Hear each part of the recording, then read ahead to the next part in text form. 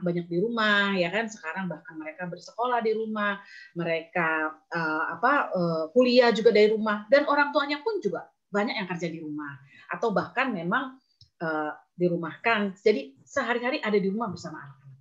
Nah, bagaimana kita mensiasati nih parenting orang tua di masa pandemi? Nah, saya rasa ini cukup menarik, bahkan sangat menarik. Kita akan sama-sama diperlengkapi belajar sama-sama dengan Pak Jarod. Saya persilakan waktu dan tempat Pak Jarod. Oke, langsung mulai. Saya pikir ada icebreaker, nggak ada ya?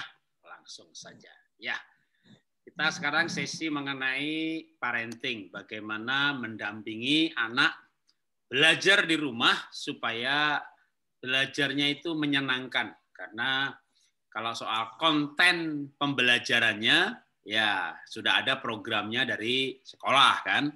Tapi masalahnya gimana mendampingi anak, memotivasi anak, mendorong anak, supaya anak ini bisa belajar dengan senang. Karena kalau mereka belajar dengan senang, maka pasti ya hasilnya maksimal. Jadi kalau banyak orang bertanya, Pak, anak Bapak itu hebat-hebat banget sih dapat beasiswa. Ya, anak saya dari kelas 1 SD, ranking 1, lalu 3 SMP, dia menang ASEAN Scholarship. Jadi 3 SMP Sek 3 kalau di Singapura ya.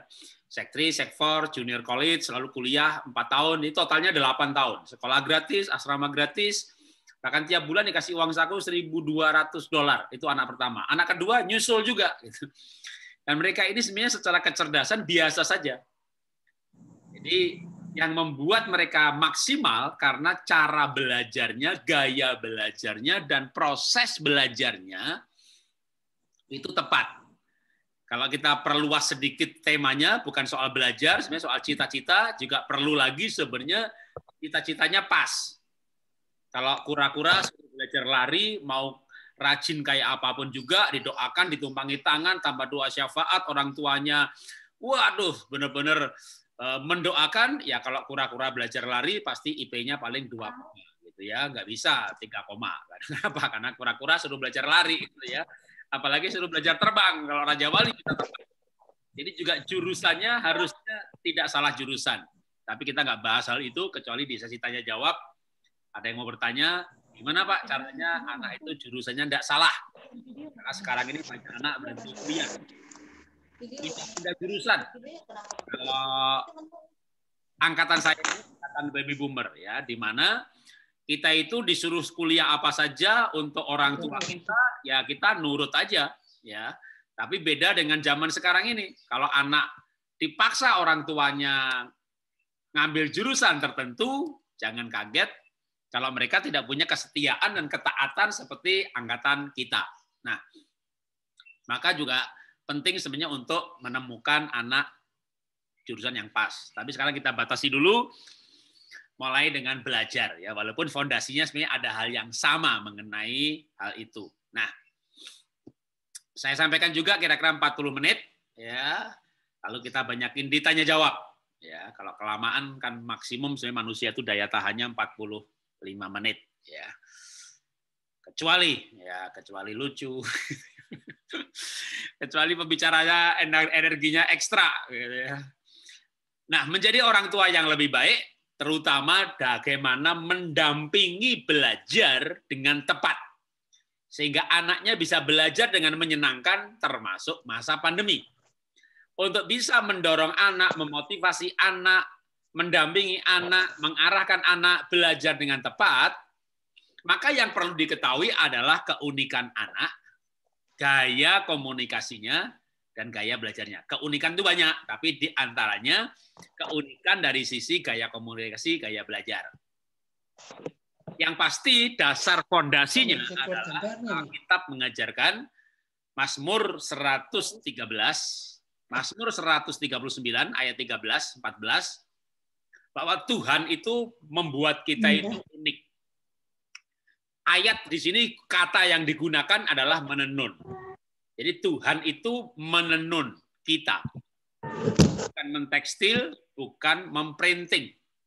Tenun itu karya seni yang bisa saja mirip, tetapi satu dengan yang lain tidak mungkin sama. Nah, selain ditenun, maka juga Alkitab mengajarkan bahwa hasilnya itu dahsyat dan ajaib, ya, kalau ayat 14-nya. Jadi setiap anak, kalau dengan bahasa yang lebih sekarang atau bahasa psikologisnya, setiap anak itu pinter karena dahsyat dan ajaib. Cuma pinternya bidang yang berbeda-beda. Satunya lebih pintar berbicara, ya jadiin sales saja, marketing, pendeta, motivator, coach. Yang satu pintar analisa, ya jangan banyak ngomong kerjaannya, ya kan, main saham, analisa saham, ya mungkin masih bisa juga kalau nggak banyak ngomong ngambil teknik. Dia logikanya kuat sekali, ya udah. Kalau logikanya kuat bisa ngambil IT, ngambil programming. Waduh Pak, ini anak logikanya nggak jelas. Ya kalau logikanya nggak jelas ya mungkin dia artnya yang kuat, gitu ya. Orang kalau logikanya nggak kuat, artnya yang kuat. Arsitektur, desain grafis, interior dan sebagainya. Maka setiap anak hebat pada bidangnya masing-masing. Nah ini sampai di sini mungkin sudah banyak orang yang tahu. Tapi sekarang kita akan mau lebih dalam lagi nih sebenarnya. Bahkan cara belajarnya juga berbeda-beda.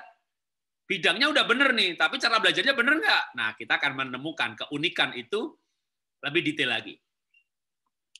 Bagaimana cara memahami keunikan? Ini sebenarnya ilmu ini, dasar ini bisa untuk pernikahan, bisa untuk parenting. Ya. Kalau pernikahan malah bisa jadi lebih panjang. Personality and marriage, mengenai kepribadian dan pernikahan. Kepribadian sendiri kan disusun oleh kebiasaan, oleh nilai-nilai, wah banyak sekali ya. Nah, berbicara kepribadian manusia atau anak kita bisa dekati dengan berbagai teori. Satu teori tidak ada yang tepat. Yang tepat cuma Tuhan. Ya, jadi kalau mau tepat sebenarnya anak kita tuh cocoknya insinyur, dokter atau pengacara gitu ya. Yang paling tepat itu sebenarnya kalau ada hamba Tuhan tapi harus yang sepeka Samuel. Ya, Nabi Samuel dengar suara Tuhan ya kan, bergaul dengan Tuhan. Ini rajanya Daud, bukan Eliab, bukan Aminadab gitu ya. Kalau zaman sekarang ini cuma saya agak ragu-ragu gitu ya. Tapi itu sebenarnya paling akurat. Cari pendetanya dekat sama Tuhan, dia dengar suara Tuhan. Wah, ini anaknya bapak berapa? 3. Oke, mana? Oke. Ini insinyur, ini dokter, ini pengacara gitu ya. Kalau dengar suara Tuhan. Tapi kalau pendetanya sakit skizofrenia, apa tuh skizofrenia? Orang yang nggak bisa membedakan antara bayangan dan kenyataan. Jadi dia membayangkan ketemu Tuhan, tapi kayak nyata banget gitu. Ya. Dia membayangkan dengar suara Tuhan, tapi kayak dengar banget itu. Itu orang namanya sakit jiwa. Ya, itu namanya gangguan mental, namanya skizofrenia. Jadi ini orang yang sakit skizofrenia ini sebenarnya berbahaya gitu ya. Ngaku-ngaku dengar suara Tuhan, ngaku-ngaku ketemu Tuhan, ngaku-ngaku ketemu malaikat gitu ya. Kalau benar-benar ketemu, tolong dong tanyakan titip pertanyaan dari Pak Jarod gitu ya. Tolong tanyakan ke malaikat itu atau ke Tuhan itu gitu ya. COVID berhentinya kapan gitu ya. Tapi jangan salah-salah tanggal terus gitu ya. Kalau ketemu beneran gitu loh ya. Tapi kalau skizofrenia ya dimaklumin aja ya. Itu memang gangguan jiwa. Nah, kalau betul-betul dengar suara Tuhan, Anda boleh cari itu. Cuma saya bisa bilang, saya zaman sekarang ini agak menggunakan logika saya, gitu ya. Gimana kalau kita nggak cari yang itu? Kita cari yang logis saja, yang ilmiah. Gimana kita mendekati anak kita, pasangan kita, pegawai kita, karyawan yang akan kita gaji. Kalau Anda mau gaji direktur, 1 bulan 50 juta. Anda nggak mau dong gaji direktur marketing Anda taruh di keuangan.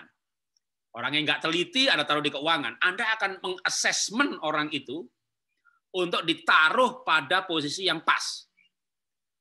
Atau waktu saya tahun 90 masuk Astra. Astra menginvestasikan saya dengan aneka training yang mahal untuk masuk dalam sebuah program seperti The Apprentice kalau di Amerika. Saya diberi kasih kesempatan mau keluar negeri berapa kali, mau butuh modal berapa ribu dolar untuk create sebuah bisnis.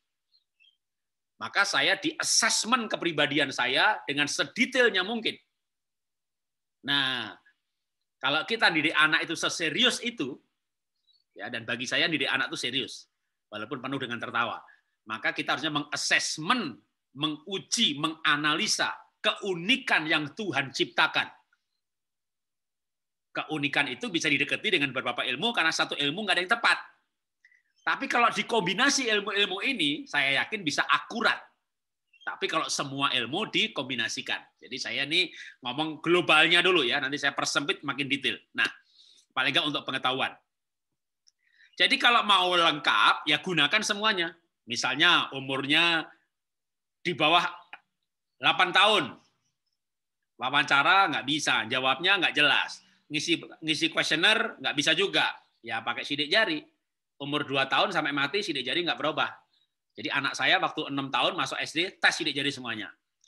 10-12 tahun, masa pubertas dimulai. Ada perubahan perilaku yang cukup kuat. Ya tes aja yang menjelaskan perilaku. Misalnya DISC, temperamen dasar, atau foto karakter. Mau milih jurusan, atau Bapak malah di sini, Bapak Ibu umur 40 tahun, mau ganti pekerjaan, karena yang selama ini kok rasanya nggak maksimal. Ya tes aja kepribadian. Personality test. Bisa Enneagram, bisa MBTI, ya, dan sebagainya. Mau lebih akurat ya DNA. Tapi satu ilmu paling hanya mengambil 2-3 puzzle dari kehidupan kita. Nah, saya kasih beberapa contoh. Kalau anaknya umur 2-6 tahun, kan tes-tes yang lain dia belum bisa. Ya tes sidik jari aja. Nanti hasilnya, salah satunya adalah mengenai cara belajar dan gaya belajar. Ini perlu diketahui sebagai fondasi. Nanti silahkan bertanya, saya akan jawab. Pak, kalau saya nggak mau tes-tesan, Pak, makan aja susah, Pak, nggak punya duit, Pak. Gitu ya.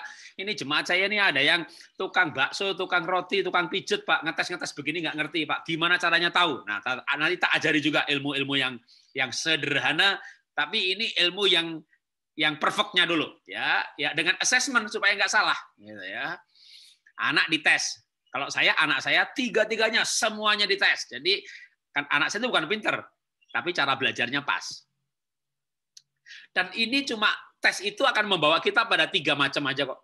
Ya kalau dengan tes yang lain full assessment itu 28 halaman.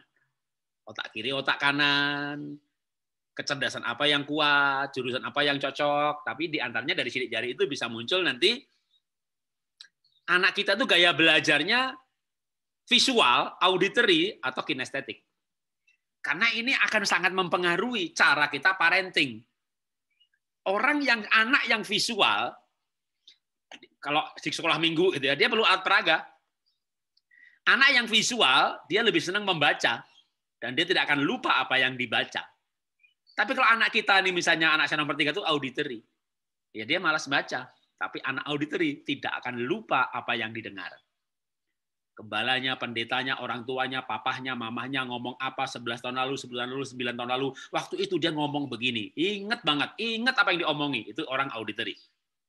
Kinestetik, ini betul paling seneng orang kinestetik itu kalau belajar itu, misalnya temanya kalau di taman kanak-kanak ya, saya kelola Happy Kid. Temanya makanan, pergi ke restoran. Wah, temanya alat perang, pergi ke museum. Jadi ada kegiatannya. Atau kalau yang udah SMP SMA dengan prakteknya, yang sudah kuliah dengan magangnya, atau kalau belajarnya menggunakan teori metode yang normal yaitu visual membaca, maka si kinestetik itu akan sebentar-sebentar ke toilet. Ngapain Ben? Kencing. Kok lama? Ya nggak keluar-keluar gitu ya. Kamu nggak butuh kencing, kamu butuh bergerak. Gitu ya. Bikin PR lagi 10 menit, belajar, pergi ke kulkas. Lama amat. Mau ngambil apa? Belum tahu nih. Dia pergi ke kulkas belum tahu mau ngambil apa. Karena kebutuhannya bukan ngambil, kebutuhannya bergerak. Itu berarti orang kinestetik.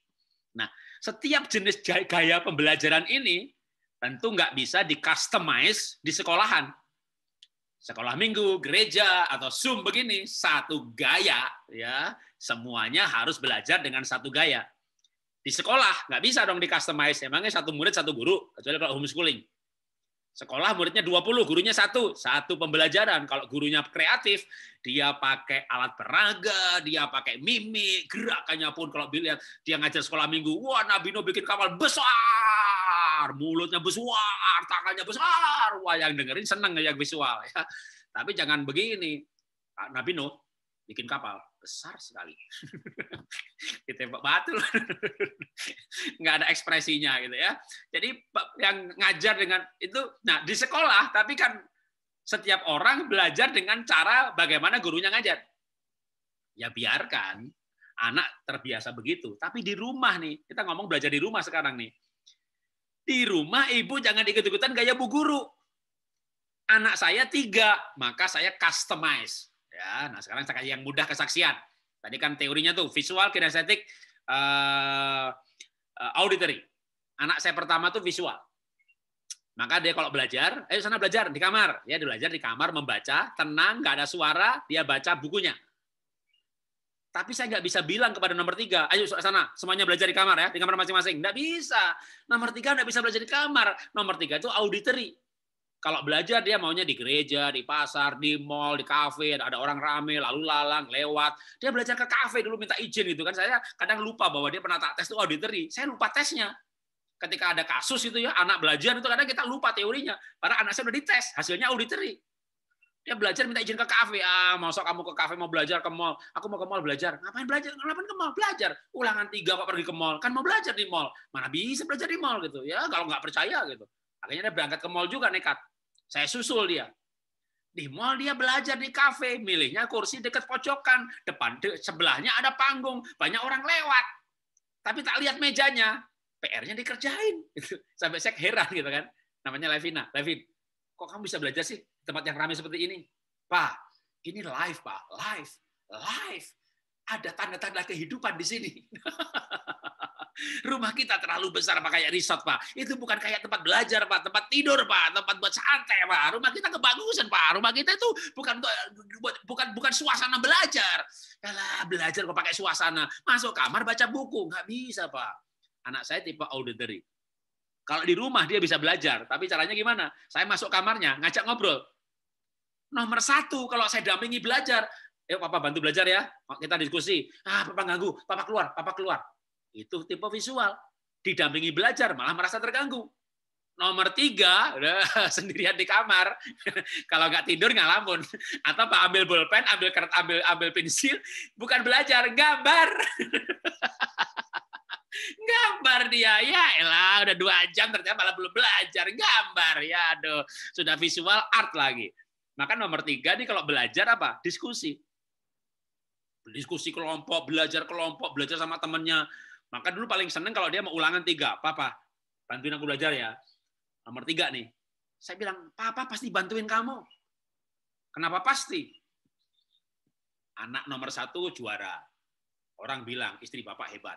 Nomor 2 juara lagi dapat beasiswa. Orang jemaat bilang anak bapak hebat. Sampai saya bilang sama jemaat, kenapa sih anak-anak saya hebat-hebat? Kalian berkata istri saya hebat. Kenapa nggak bilang saya hebat? Pak Jarot, anak bapak 3. Nomor 1, nomor 2, wajahnya kayak ibu. Nomor 3 kayak bapak. Nah, kalau nomor 3 hebat, itu bapak hebat. Pulang tak cari anak saya nomor 3. Namanya Levina. Saya bilang, Levin, hidup papa tergantung padamu, Bin. Kamu harus rajin belajar, kamu harus berprestasi, supaya papa dibilang hebat. Maka papa akan bantu kamu belajar. Jadi pasti papa bantu gitu. Bener, Pak? Bener. Jadi kalau belajar gimana? Ulangan 1 macam. Oke, Levin. Kamu belajar ya 30 menit ya. Nanti papa juga lagi nyiapin khotbah, nanti 30 menit lagi papa datang ke kamar. Kita tanya jawab. Oh, dia senang dia tanya jawab. Nomor 1 jangan. Dia merasa terganggu. Kita mendampingi pun harus customize. Anak kita tuh model yang mana? Kita nggak ngerti model, kita main paksa. Itu namanya orang tua yang tidak bijaksana.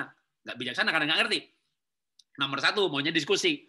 Tanya jawab. Jadi saya tanya, dia jawab itu. Wah, itu asik bagi dia. Kalau nggak ditemenin nih, dia sambil belajar tuh telepon, waktu itu belum ada WA, nggak gratis tuh. Jadi itu sampai saya bilang, itu telepon atau anting-anting.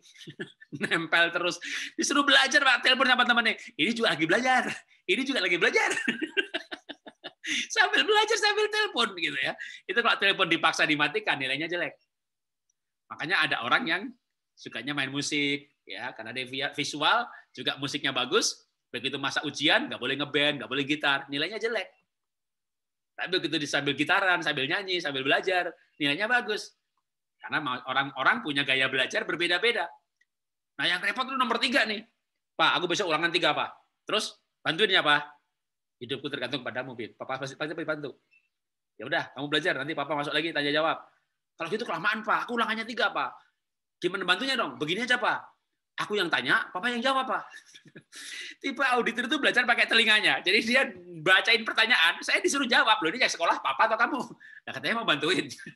Nah, sekarang ada jadi orang tua tuh mau bantu anak apa tidak?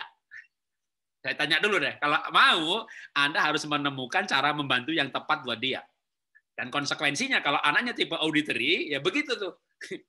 Dia bertanya, dia bacain pertanyaannya. Kenapa? Dia belajar tuh pakai telinganya, namanya tipe auditory. Dia belajar nggak pakai matanya. Apa yang dibaca lupa, yang didengar dia ingat. Maka kita supaya, lah kenapa nggak dibaca sendiri tuh? Nah kadang-kadang kalau sampai nggak ditemenin, dia akan baca sendiri. Orang auditory kalau baca tuh teriak-teriak. Contoh, menghafalkan murid Tuhan Yesus 12. Tuhan Yesus punya murid 12 namanya Andreas, Yakobus, Yohanes dan Petrus, terus lupa deh. Siapa lagi sih? Udah. Itu kalau ngomong begitu, kalau belajar teriak-teriak begitu. Nah, itu orang auditory itu. Nah, itu orang auditory itu enggak bisa ngomong dalam hati itu. Anda punya suami, punya istri orang auditory, Anda bingung, kamu ngomong sama saya atau enggak? Ngomong sendiri. Itu orang auditory. Nah, itu anak seperti itu belajarnya enggak boleh suruh membaca. Kalau perlu Anda yang bacakan. Kalau orang lain membacakan, itu telinganya lebih fokus. Daripada dia baca sendiri, dia dengar sendiri. Nah, sekarang Anda mau dampingi anak belajar supaya anaknya semangat, antusias, nilainya bagus. Kayak Pak Jarod tuh anaknya pinter-pinter. Memangnya nggak ada harga yang harus saya bayar? Saya dampingi anak saya satu persatu sesuai dengan keunikan si anak. Ya, jadi kalau anaknya auditory, maka bacakan jawabannya. Dan dia pengen tahu, maka dia bertanya. Itu orang yang tipenya auditory. Ya. Oke, kita lanjutkan dulu teorinya, sekaligus ambil praktisnya ya. Jadi kalau orang visual ya dia belajarnya membaca, jangan dimarahi kalau anaknya ini bukunya dioret-oret.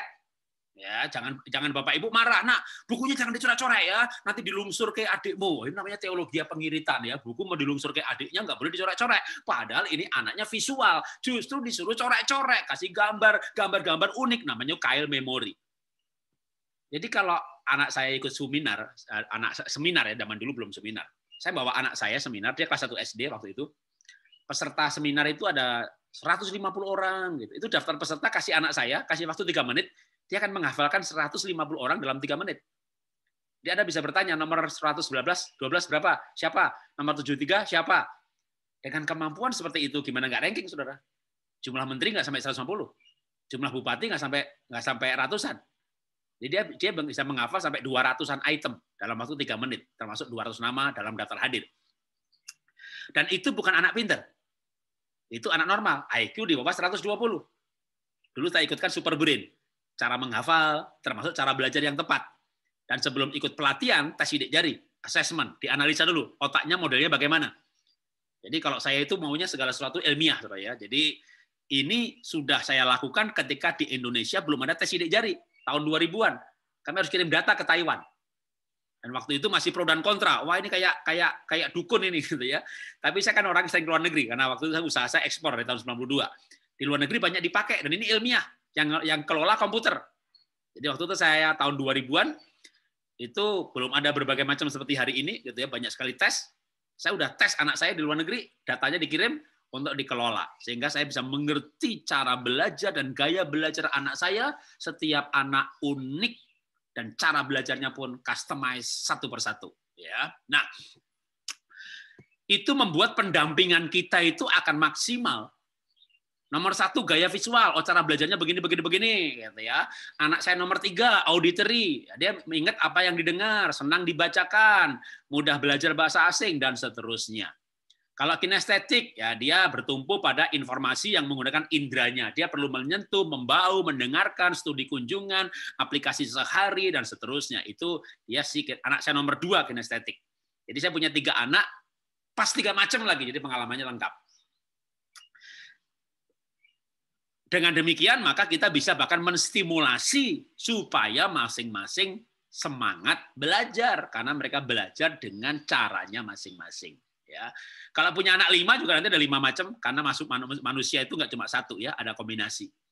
Jadi dengan demikian nanti bisa dikombinasi cara belajar. Nah sekarang sebelum belajar tentunya kan nyuruh belajar dong. Itu tadi kan caranya. Sekarang saya ajari lebih detail juga ya, gimana nyuruh belajar. Tapi ini cara nyuruhnya aja itu tiap anak berbeda. Ini ilmu ini juga nanti bisa dipakai bukan hanya untuk nyuruh belajar ya. Nyuruh nabung, nyuruh melayani, nyuruh anak itu tekun, nyuruh jaga kesehatan, nyuruh pakai masker, dan apapun. Ya, ini sebagai contoh aja karena tema hari ini belajar. Sekarang nyuruh belajar tuh gimana? Gitu ya. Kalau bisa nih, ya kalau bisa sih tes. Tapi kalau nggak mau tes, saya tak ajari cara yang gampang juga. Ya, kalau anak saya sih dites karena saya nggak mau salah. Anak saya umur nggak bisa diulangin lagi. Jadi masa belajar mereka, kalau sekarang misalnya anaknya udah lulus kuliah, ya telat Pak, gitu kan. Makanya kalau dulu anak saya 6 tahun, tes sidik jari. 10-12 tahun, tes foto karakter dan DISC. 17-18 tahun, waktu memilih jurusan, anak saya tes personality, MBTI. Jadi dasar ngambil jurusan apa, itu ilmiah. Nah, ditambah lagi doa, pengurapan, dan sebagainya. Sekarang kalau kita pakai nama otak, manusia itu dengan otaknya. Kalau tadi gaya belajar, sekarang bukan gaya belajar, tapi cara mengambil kesimpulan. Ternyata kita tuh ada 5 macam, belum lagi kombinasinya. Nah, buat ibu-ibu, nenek-nenek kalau di sini yang ikut Zoom, supaya sederhana, saya pakai bahasa Indonesianya aja ya. Ya, jadi saya tidak gunakan jenis efektif, kognitif, reflektif. Waduh, apa itu Pak? Tip, nggak ngerti Pak. Oke. Saya kasih bahasa sederhana. Ada manusia itu otaknya, kalau mengambil keputusan, itu dasarnya senang, pikir, prinsip, pokoknya, gitu ya. Untung sama mau berbeda.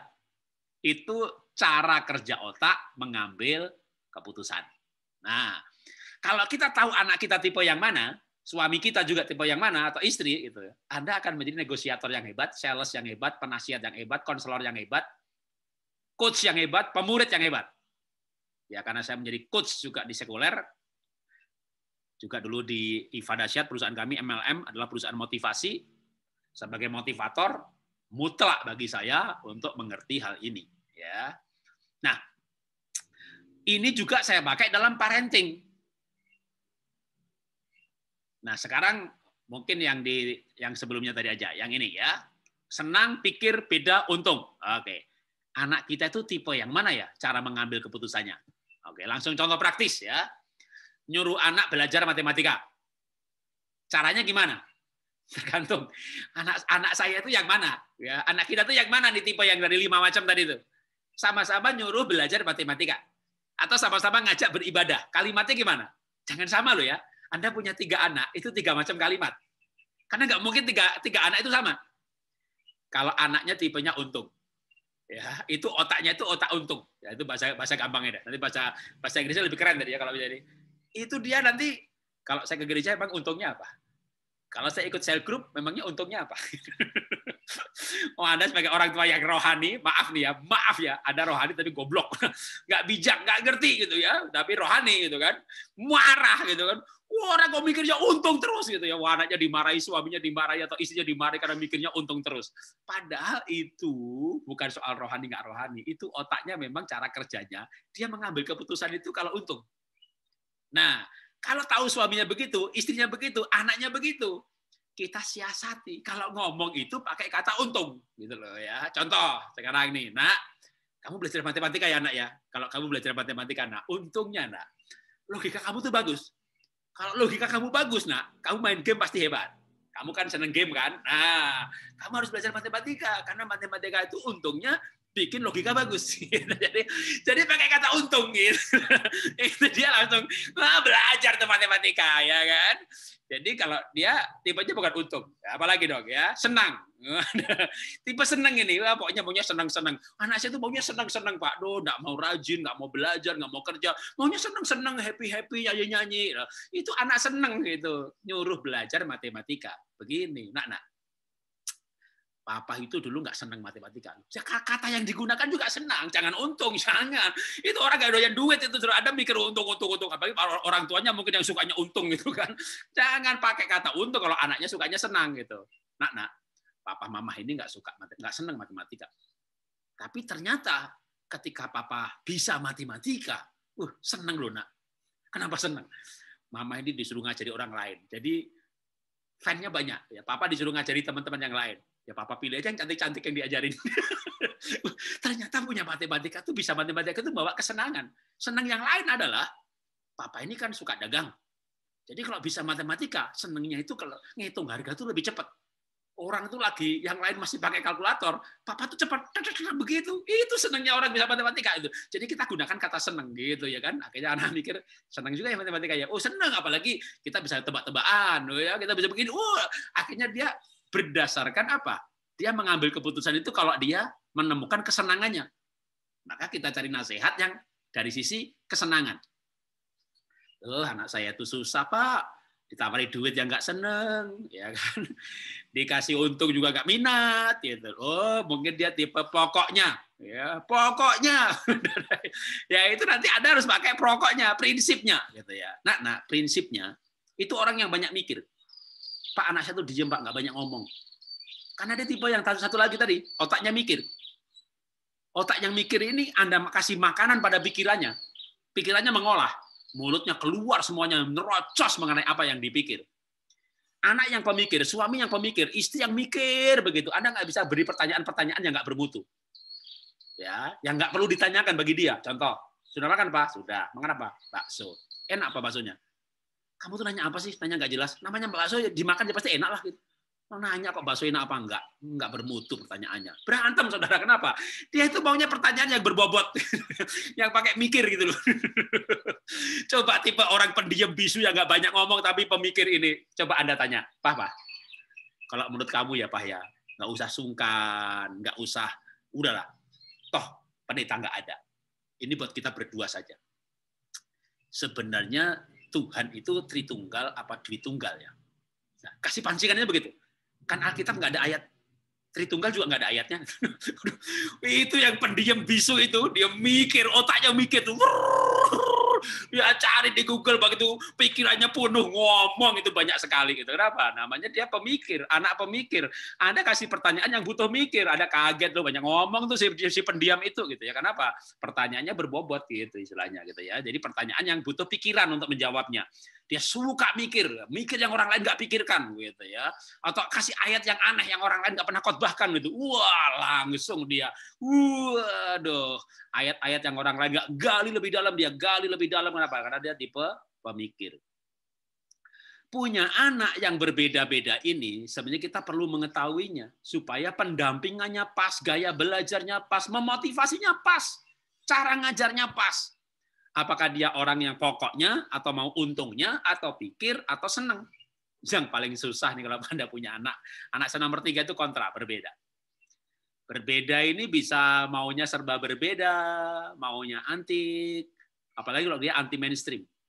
Semua keluarga ke GBI, dia nggak mau ke GBI. Itu anak saya tuh, nomor 3. Pokoknya dia maunya berbeda. Semua kakaknya di Singapura, dia nggak mau di Singapura. Sekolahnya mau berbeda sendiri dengan yang lain. Itu orang yang berbeda. Nasihati seperti ini, itu nggak boleh langsung. Anda harus memberikan alternatif supaya dia kepada yang dituju. Contoh, anak saya dengan pola pikir yang otak yang cara mengambil keputusannya, dia akan mengambil kalau berbeda. Oke, singkat cerita, dia pengen sekolah fashion. Di muka bumi ini yang bagus di Milan, London, New York, dan Melbourne. Itu kalau diambil 4 terbaik. Saya pengen dia sekolah di Melbourne.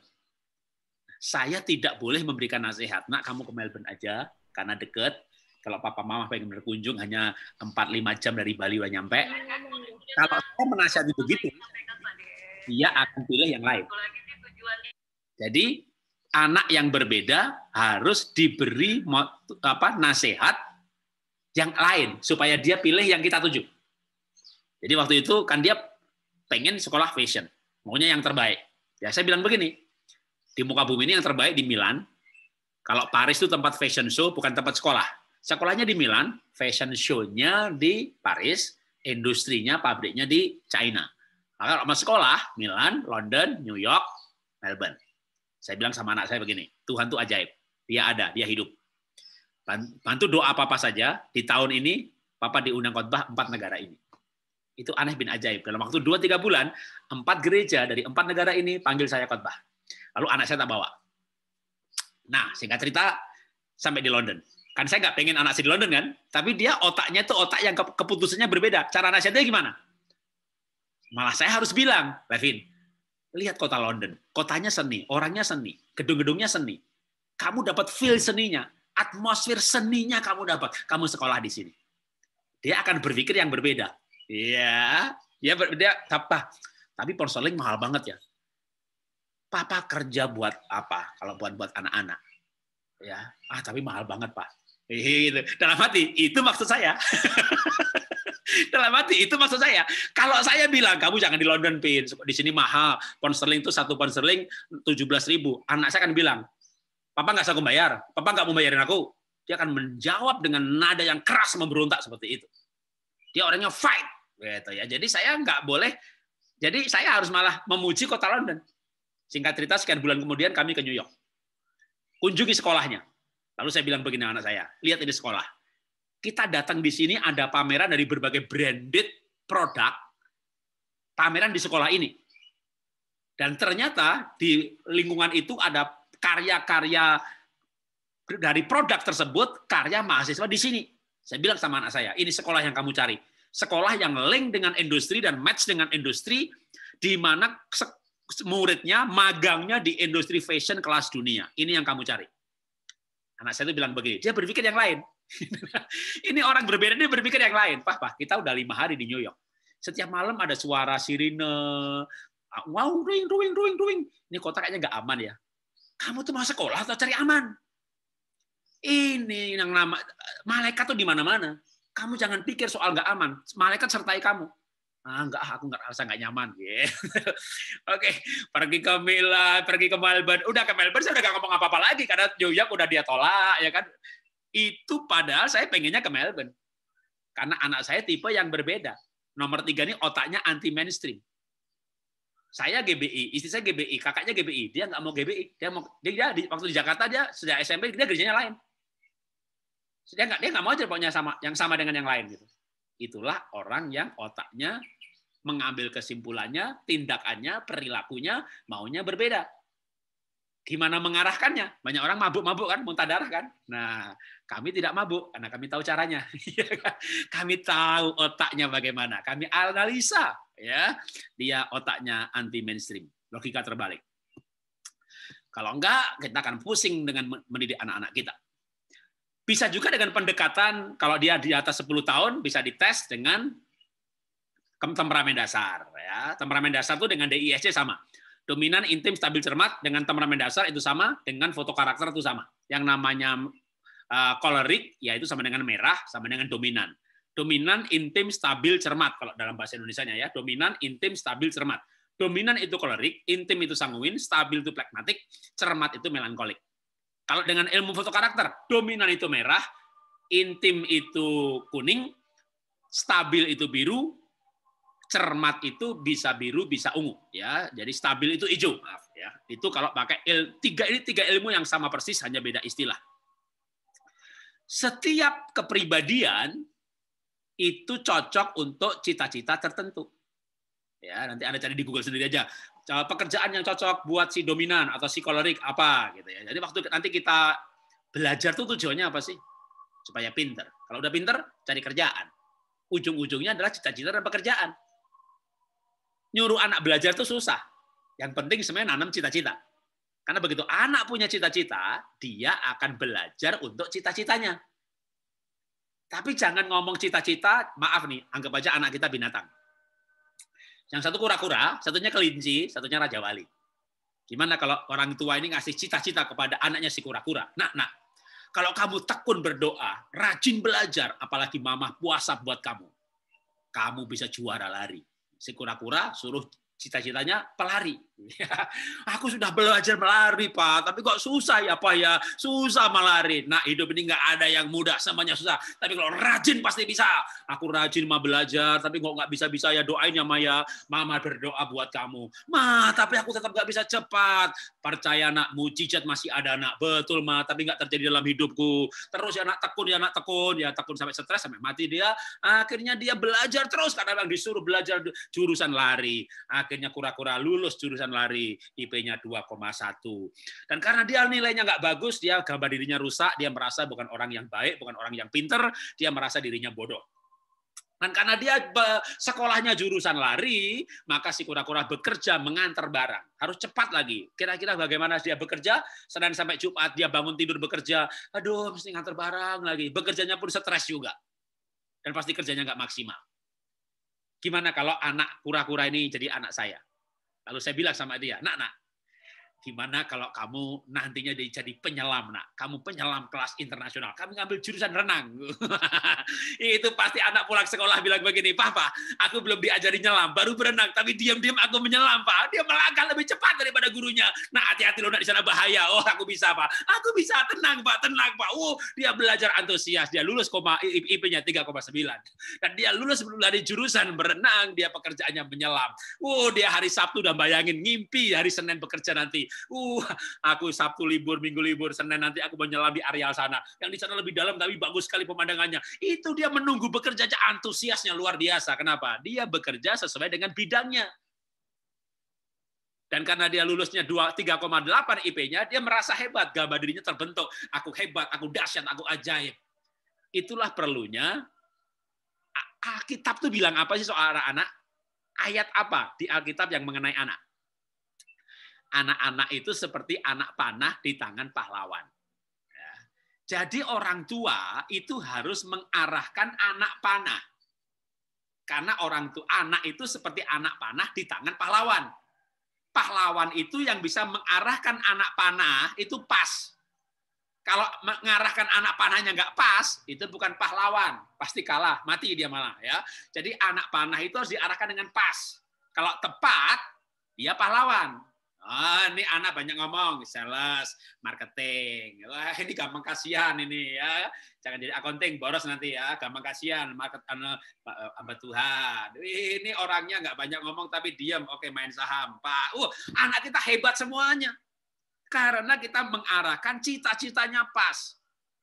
Tapi kalau anak si kura-kura suruh jadi juara lari, mungkin berdoa untuk cita-citanya juga enggak. Disuruh, ya nak, belajar lari nak. Males mah. Ya, kalau gitu mama dampingi lari dong ya. Mama juga capek. Iya, sama-sama kura-kura. Akhirnya mamanya nyuruh lari tapi nggak ikut lari. Iya, kura-kura anaknya kura-kura. Gimana sih? Ya, coba sama-sama berlari pasti antusias. Ya, mamanya juga antusias, lah kura-kura juga gitu ya. Coba sama-sama menyelam. Jadi makanya kita tuh perlu mengerti keunikan anak. Jadi fondasinya itu keunikan. Dari keunikan ini maka ditanam cita-cita. Kalau kita ngobrol sama kura-kura yang masih kecil, gimana? Kemarin nyoba nyelam kan? Nanti kalau besar mau nggak nyelam? Wah, pasti dia antusias dong. Gimana kalau si kura-kura ini sudah belajar 3 tahun lari dan nggak bisa cepat? Terus Anda masih terus dengan semangat 45, dengan iman yang luar biasa, memberikan nasihat, memakan dukung kamu dalam doa. Kamu jadi pelari yang hebat. Nggak ada yang mustahil bagi Tuhan. Itu si kura-kura bayangin jadi pelari aja udah stres, saudara. Itu cita-cita nggak bisa ditanam. Jadi sekarang ini, era milenial ini, siapa yang akan berhasil nanti? Yang antusias, yang semangat, yang expert. Persaingan begitu ketatnya. Persaingan di era milenial ini begitu ketatnya. Hanya mereka yang antusias, mereka yang expert, mereka yang dengan passion-nya, hanya mereka yang bekerja dengan keras, yang dengan rajin, yang akan sukses. Tapi siapa yang antusias, yang rajin?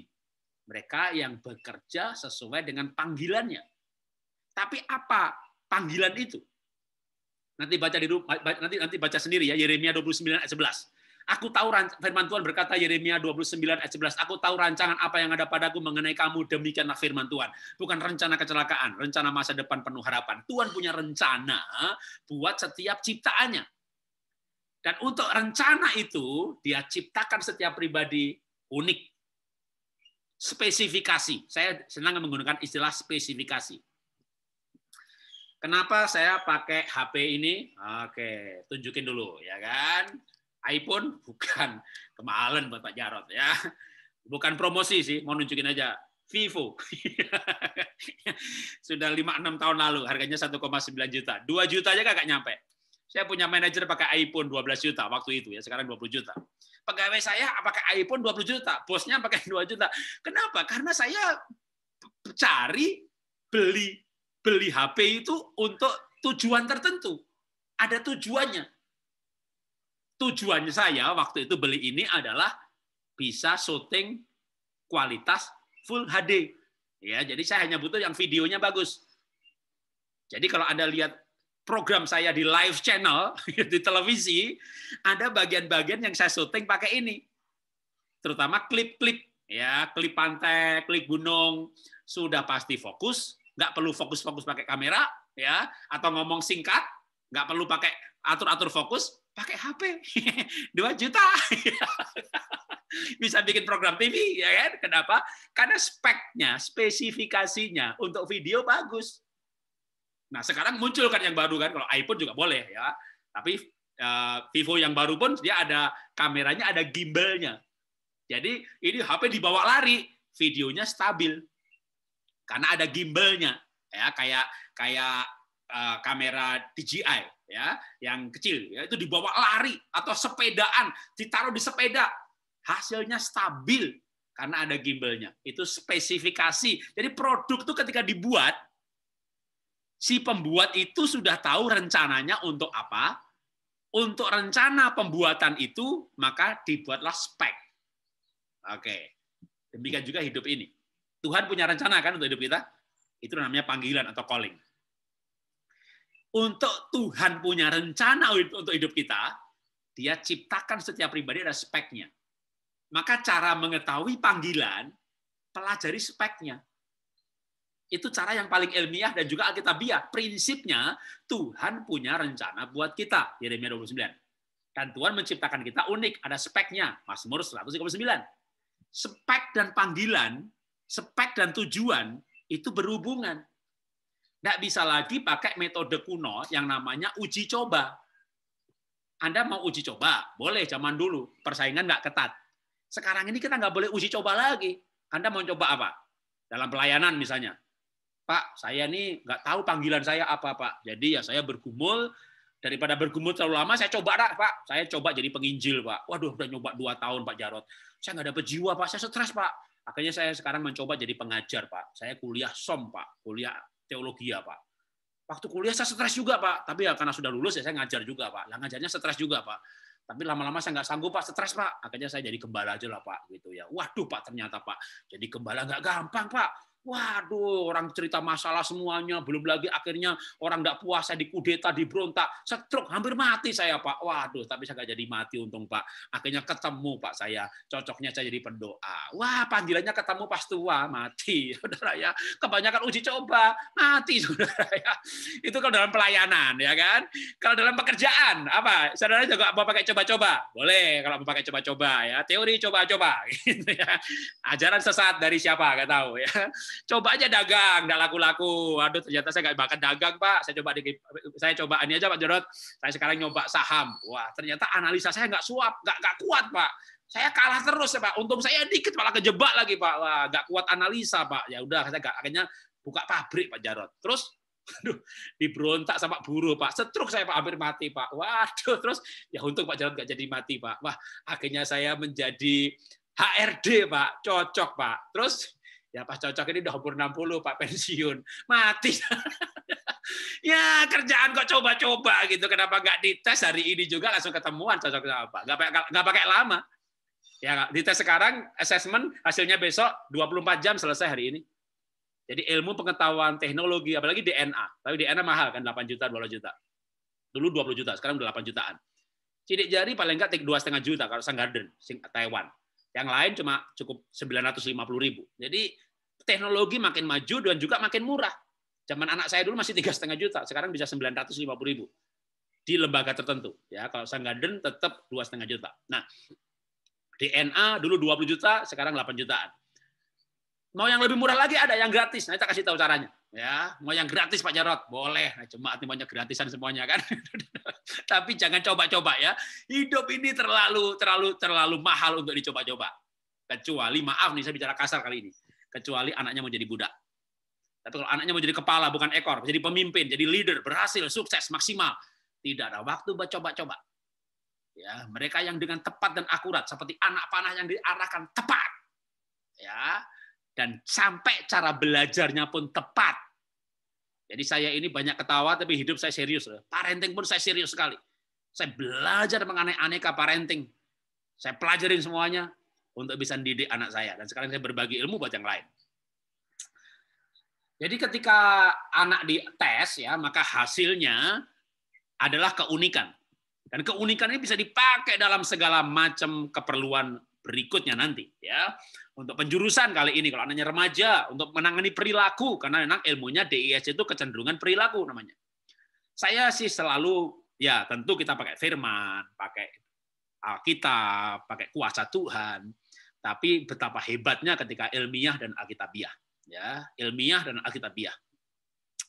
Ketika orang dites maka nanti hasilnya kan bisa untuk pekerjaan dan jurusan, bisa juga untuk parenting, karena kita tahu sisi positif, sisi negatifnya.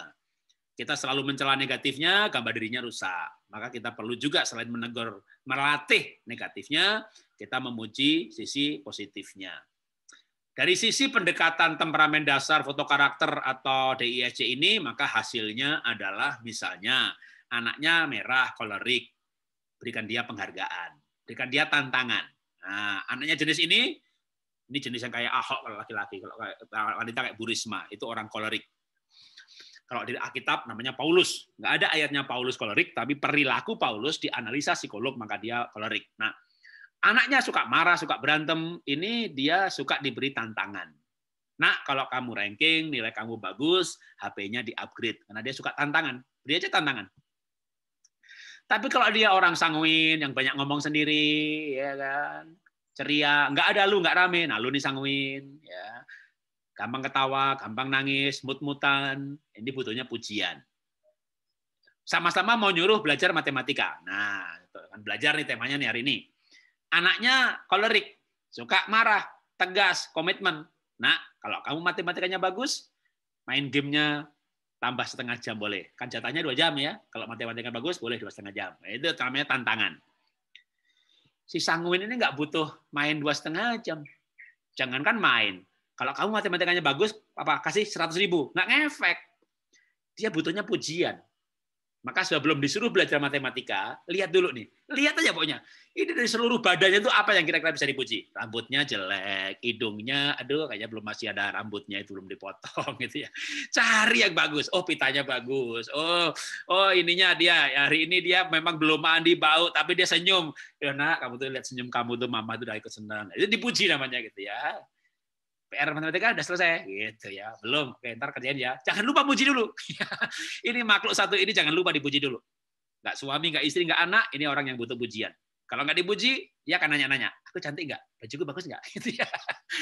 Sudah tahu dibeli, pasti bagus lah. Gitu kan. Dan lagi istrinya sanguin, suka dipuji, suaminya pemikir. Kayak gitu lu tanyain. Itu 2 makhluk hidup kalau menikah tapi nggak saling mengerti kepribadian masing-masing. Seru pasti itu pernikahan.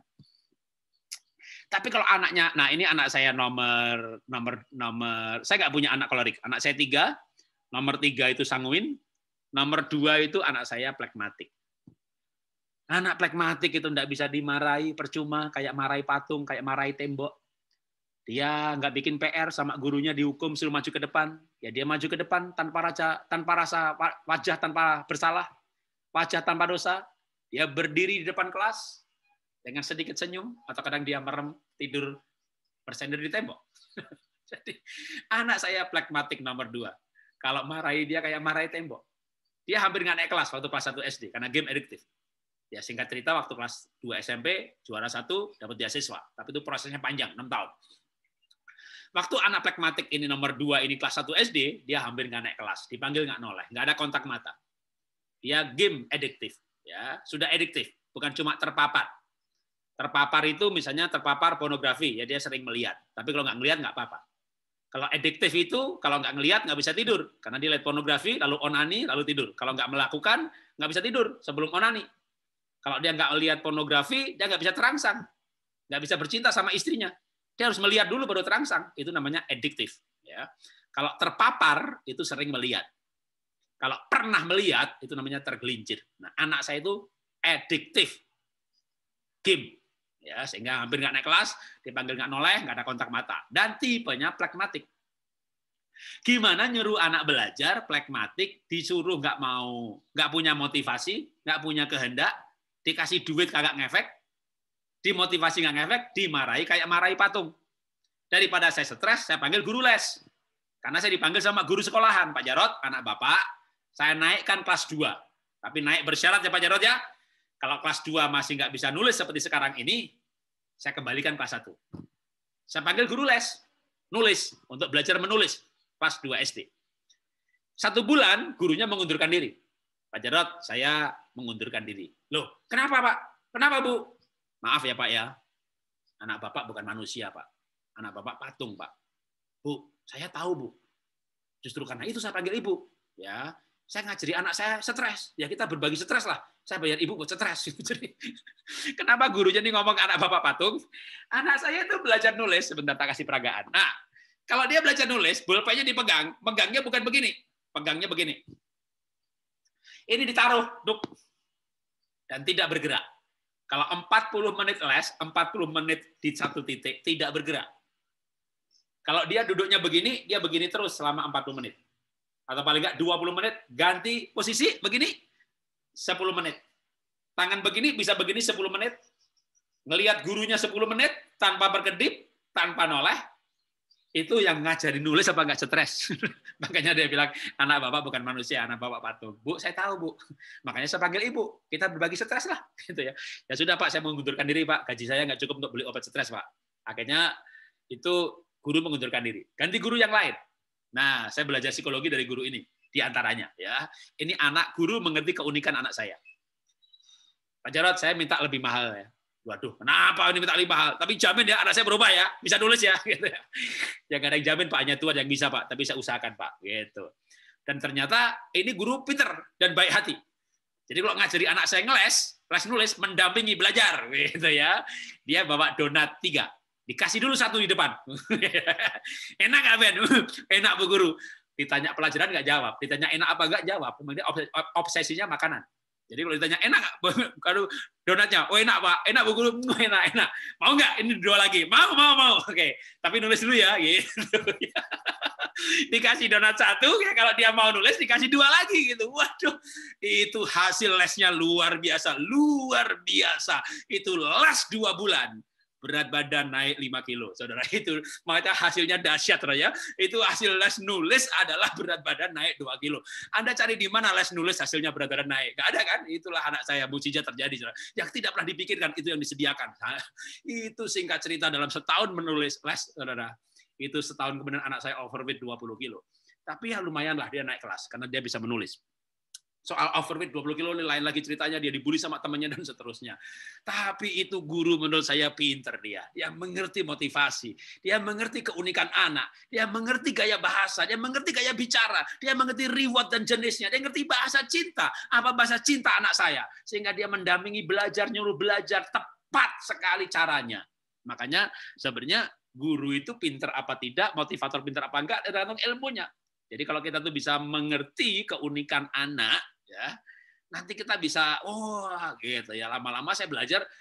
Saya ini dulu juga terpaksa belajar sebenarnya. Kalau tadi kita bicara iman muncul dari keadaan. Sekarang saya mengerti parenting juga sebenarnya dari keadaan. Ya. Anak saya nomor 1 dulu kemana-mana gigit teman. Jadi Anda bisa bayangin saya seminar parenting, lalu ada pertanyaan. Saya sih tanya jawab, Pak Jarod, saya mau nanya Pak, apa Bu? Anak saya digigit anak Bapak. Jadi apa yang harus Bapak lakukan kepada anak Bapak dan apa yang harus saya lakukan terhadap anak saya? Itu pertanyaan saya kalau saya seminar berapa belas tahun yang lalu. Anak pertama juga gigit. Anak nomor 2 game adiktif, hampir nggak naik kelas. Waduh. Maka waktu itu saya belajar, saya bersumpah sama diri saya sendiri, Tuhan, saya mau belajar parenting. Mau neuroscience, mau sidik jari, mau psikologi, mau temperamen dasar, saya mau belajar dan saya mau ajar anak saya. Saya mau selesaikan, saya mau bereskan anak saya. Ya, dan puji Tuhan, semuanya beres, semuanya selesai, semuanya berubah. Akhirnya mereka beasiswa, mereka juara. Dan semuanya orang sekarang hanya cuma melihat aja. Mereka nggak lihat perjuangan saya, saudara ya. Mereka melihat, wih anaknya Pak Jarod pinter ya, beasiswa ya. Sekarang kerjaannya hebat-hebat Pak, sukses Pak. Gajinya tinggi banget Pak. Waduh Pak sudah bisa punya apartemen yang bagus begitu. Waduh, pokoknya kalau dengar cerita anak Pak Jarod aja pokoknya, waduh mereka gimana tuh Pak? Gimana belajarnya lah Pak gitu ya. Oke, sebentar lagi, sedikit lagi kita akan masuk tanya jawab. Saya selesaikan. Jadi kalau anaknya melankolik seperti anak saya nomor 1, dia nggak punya teman, nggak bergaul, belajar melulu. Memang sih ranking, juara. Anak saya nomor 1, juara satu, kagak punya teman, di kamar terus, ya di kamar aja belajar. Waktu itu saya tes dirinya dia. Jadi dari hasil assessment itu, dia memang kepribadiannya melankolik. Tapi dia ini sebenarnya bukan introvert, ya. Kembali, dia itu melankolik dan introvert, tetapi bukan berarti nggak bisa tampil. Jadi begini, waktu saya belajar yang namanya Myers-Briggs Type Indicator, ya itu kalau sekarang namanya tesnya itu MBTI. Kalau anaknya di atas 12 tahun bisa masuk Google, ketik tes MBTI, bisa ada yang gratis. MBTI itu belajar manusia dari sisi kepribadian, kombinasi nyawa dan otak. Nah, dari ilmu itu yang namanya ekstrovert dan introvert itu pengertiannya menarik bagi saya. Introvert itu bukan berarti yang nggak suka tampil. Ekstrovert bukan berarti yang suka tampil, tapi bicara soal energi kehidupan. Jadi begini, orang introvert bisa suka tampil.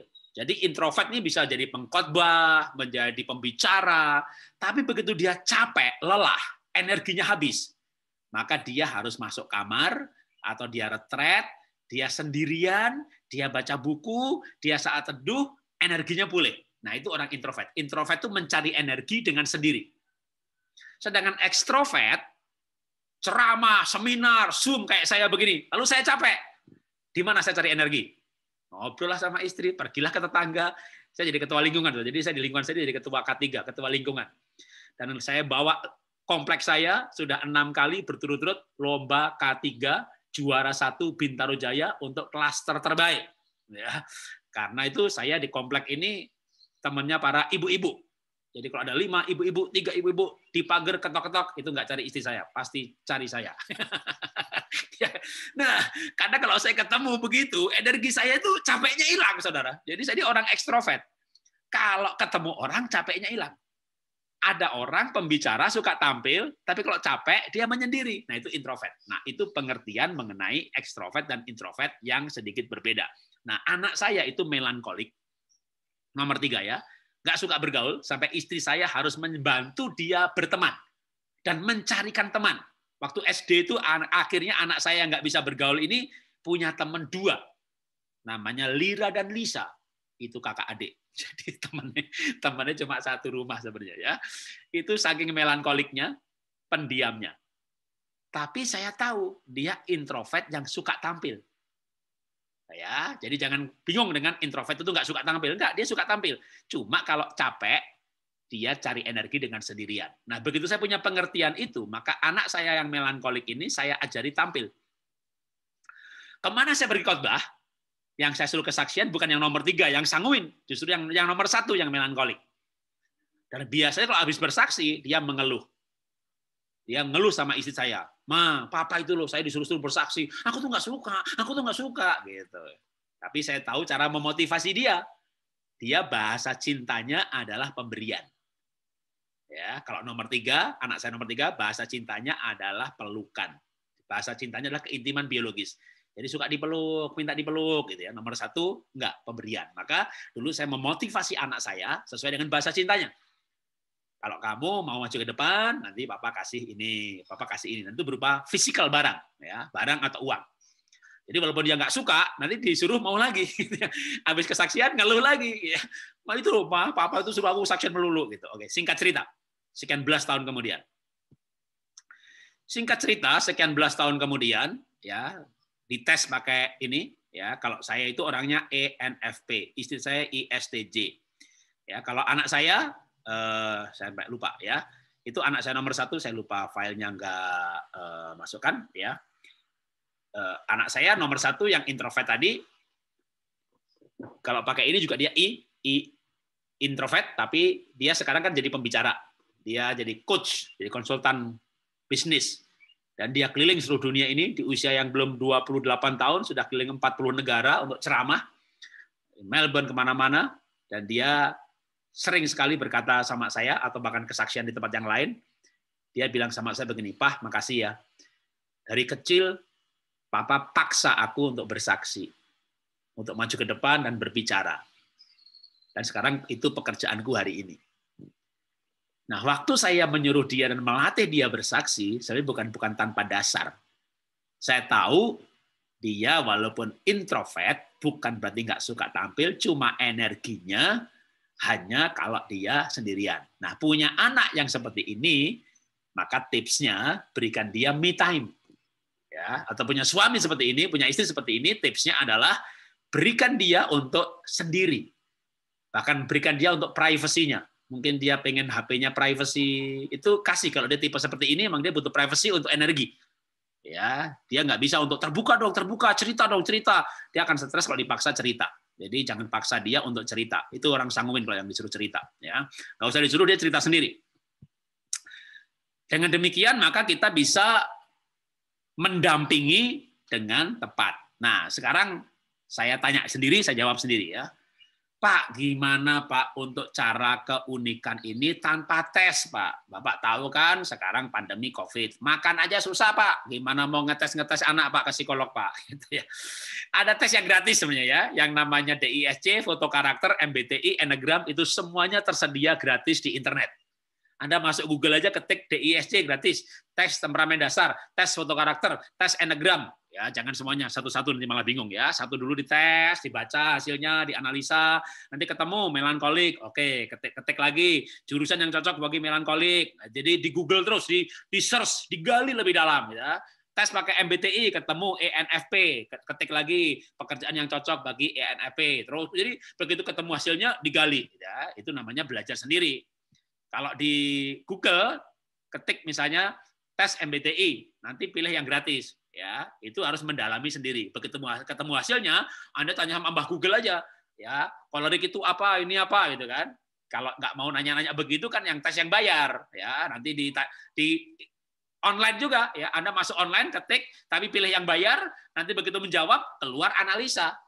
Ya, sudah lengkap dengan analisanya. Tapi kalau menurut saya sih, kalau dikasih jangan cari ikan ya, tak kasih kailnya gitu, bisa kok belajar sendiri, asal rajin nanya aja. Begitu ketemu kesimpulannya kan tanya lagi, nggak perlu nanya ke saya sih. Cara memotivasi melankolik, enter gitu kan muncul saudara ya. Tapi mumpung lagi Zoom ya nanya aja sama saya. Ya kan? Tapi nanti tanya sama Mbak Google, semua yang Anda tanyakan itu di Google bisa dijawab. Itulah hebatnya si Google ini gitu kan. Anda bisa tanya, udah cara memotivasi anak kolerik gitu. Membangun gambar diri anak plekmatik. Ya udah, itu udah muncul semuanya, jawabannya ada ya. Di YouTube saya juga nanti salah satu jawaban mungkin muncul YouTube saya gitu ya. Jadi nah, dengan demikian oke, sebentar ini ya, saya selesaikan. Bisa kalau sekarang nggak mau tes Pak, yang tes di Google juga susah Pak, saya ini orangnya gaptek Pak. Ya udah, caranya dengan pengamatan ya, tanpa tes, tanpa ini, yang cara normal ya, akurat, cara yang murah ya, pengamatan, tapi lama pengamatan ya. Tapi coba-coba saya nggak menyarankan ya, karena coba-coba itu buang waktu. Tapi pengamatan. Jadi orang tua sebelum menyuruh anaknya jurusan apa, cara belajar yang mana, itu diamati. Dan gampang kok ya, mengamati itu gampang kok. Tapi untuk bisa membuat pengamatan, nanti belajar dulu ya. Ini yang perincian ini kan ada penjelasannya tuh. Gaya belajar visual, 1 cenderung menggunakan indera penglihatan. Ini kan kalau di Google kan ada penjelasannya. Ya, ini juga saya ambil dari Google. Jadi nanti Ibu cari, Bapak Ibu cari gaya belajar visual. Ini ciri-cirinya gitu kan. Begitu tahu ciri-cirinya kan tinggal mengamati. Oh, anak saya lebih suka membaca. Dia kuat dengan penglihatan, peka dengan warna, pink, magenta, rose magenta, light purple. Wah, dia dengan begitu klasifikasinya bedanya banyak gitu ya. Nggak cuma merah, pink, udah gitu ya. Suka duduk tenang saat belajar, tapi di tengah situasi ribut, tapi dia tenang. Oke. Dia melihat orang lain dulu sebelum bertindak. Oh, ini orang visual. Kalau ngomong, kalau baca sendirian aja di kamar kayak ngomong sama orang lain. Kita buka pintunya, lo sendirian, ngomong sama siapa? Lagi baca gitu. Dia nggak bisa baca dalam hati itu. Udah, itulah ciri utama orang auditory gitu ya. Anda punya suami istri seperti ini, ngomong sendiri deh, sambil setir mobil ngomong sendiri. Kenapa? Karena dia nggak bisa berkata dalam hati. Dalam hatinya dikeluarkan juga omongannya gitu ya. Ini orang auditory ini, nggak pernah baca WA. Ya maunya langsung telepon. WA gak dibaca gitu ya. Aku WA kamu, baca dong gitu. Oke, langsung telepon. Kamu WA apa sih? Itu auditory banget gitu ya. Tapi kalau orang visual banget gitu ya, di telepon ditutup apa dia, lu WA aja deh, gue baca nanti gitu. Itu orang berarti visual banget gitu. Nggak pernah terima angkat telepon, dia telinganya bunter, telinganya buntet, telinganya nggak ada lubangnya gitu ya. Ya, kalau ini matanya yang nggak ada lubangnya.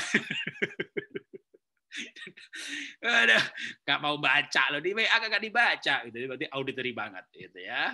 Kalau kinestetik, menghafal, berjalan ya, pokoknya banyak gerak aja, berarti dia kinestetik. Tinggal diamati aja. Sama juga dengan cara kerja otak ini.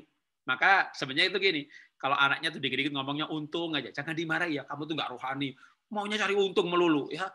Korban. Kita harus memberi gitu ya. Boleh juga sih kasih nasihat begitu. Itu nasihat. Tapi berkomunikasi menggunakan pola pikirnya. Karena itu pola pikir, ini otak. Ya. Kecuali mutasi DNA, otak itu nggak berubah. Yang berubah itu kepribadian. Karakter berubah, kepribadian berubah. Tapi cara kerja otak ini bagaimana otak manusia mengambil keputusan. Ya. Ini otak ini sebenarnya tidak berubah. Ya, maka ini adalah cara seseorang, jalur bagaimana dia mengambil keputusan. Dengan pengamatan baru nanti pendampingan. Ya, nah sekarang kita masuk di tanya jawab. Saya harap kita bisa masuk hal-hal praktis, ya, seputar dengan hal-hal praktis seputar dengan pendampingan belajar masa pandemi ini, ya kan. Sekarang belajar di rumah nih anak-anak. Dulu sebelum pandemi, anak cerita sama ibunya, "Ma, Bu Guru galak, Ma, nggak enak sekolahnya, Bu Gurunya galak, Pak Gurunya galak." Gitu, ngomel aja kerjanya mengenai gurunya. Lalu pandemi, ya kan. Anak nggak sekolah, belajar di rumah. Sekarang anak-anak ngobrol sama temennya. Tahu nggak ngomongnya apa? Yang di rumah lebih galak. Kapan ya kita sekolah lagi ya? Kenapa? Ya, amit-amit ya. Yang di rumah lebih galak. Ya, nanti kalau Bapak Ibu udah 4 ini ya, gimana nangani anak sekolah di rumah ini, gimana Pak? Gimana. Dah, silakan kalau mau bertanya, saya serahkan ke moderator dulu. Ya, Tuhan berkati. Ya, terima kasih Pak Jarod buat pemaparannya. Saya yakin banyak ibu-ibu, bapak-bapak juga yang pengen tanya nih ya, terutama yang masalah terakhir tadi yang Pak Jarod singgung ya tentang belajar di rumah. Oke, sebelum masuk dalam pertanyaan, saya mau mencoba menyimpulkan dari tadi yang dipaparkan Pak Jarod tentang parenting, bahwa setiap anak atau pribadi itu unik. Kalau tadi kayak bahasanya Pak Jarod itu ditenun ya. Tuhan menenun, bukan di printing, jadi bukan mass product ya. Mereka ini adalah pribadi-pribadi yang unik. Setiap anak itu unik. Dan setiap anak itu pintar. Dan setiap anak itu hebat dalam bidang yang berbeda-beda. Jadi nggak bisa pukul rata ya Bapak Ibu ya. Mereka pintar, ada yang pintar seni, ada yang pintar matematika, ada yang pintar di logika. Nah itu sehingga dengan keunikan dan kepintaran mereka masing-masing itu, mereka juga punya cara belajar yang beda-beda. Sehingga orang tua harus menemukan cara yang tepat untuk menolong anaknya. Dan keunikan itu bisa dipakai untuk segala hal, ya. Dan orang tua harus menggunakan bahasa cinta yang tepat untuk memotivasi anak. Tadi macam-macam ya kita belajar bahasa cinta ya, ada yang penghargaan, ada yang tantangan. Ya, kita harus menemukan bahasa cinta yang paling tepat untuk anak kita sehingga kita bisa memotivasi mereka dengan benar. Ya, itu sedikit kesimpulan dari saya. Silahkan kalau ada yang mau bertanya. Saya boleh, Bu. Silahkan Ibu Nona. Ya, salam Pak Jarod. Terima kasih, luar biasa nih ilmunya. Kebetulan saya tidak menghadapi anak yang seperti sekarang ya, mendampingi belajar daring karena anak saya sudah cukup bisa belajar sendiri. Yang saya mau tanyakan yang menjadi dilema saya adalah anak saya ini sebentar lagi akan masuk ke jenjang yang lebih tinggi gitu ya. Nah, kalau saya sebagai orang tua yang melihat ke depannya gitu ya, saya akan menyarankan ini loh yang nantinya ke depannya akan bertahan gitu ya. Entah dari misalnya IT dan segala macamnya yang memang tidak kena resesi. Nah, tapi anak ini kan pasti punya pilihan sendiri. Nah, bagaimana caranya kita bisa memberikan masukan, artinya tidak dengan paksaan gitu ya. Kita memberitahu pastinya ke depannya akan seperti ini. Dan saya pastinya setiap orang tua akan mau memberikan yang terbaik buat anak-anaknya. Tapi kalau memang dia punya pilihan sendiri, bagaimana menurut Pak Jarod? Apakah memang kita ya sudah itu pilihanmu gitu ya, atau mereka harus ikut apa yang menjadi anjuran kita walaupun dengan setengah-setengah. Tapi yang saya percaya sih banyak hal yang saya sudah lihat, contoh-contoh yang sudah saya lihat bahwa ketika kita memaksakan kehendak kita, maka dia tidak akan belajar dengan baik gitu ya, hasilnya pun tidak maksimal. Nah, itu aja sih Pak yang saya mau tanyakan. Terima kasih. Tuhan berkati.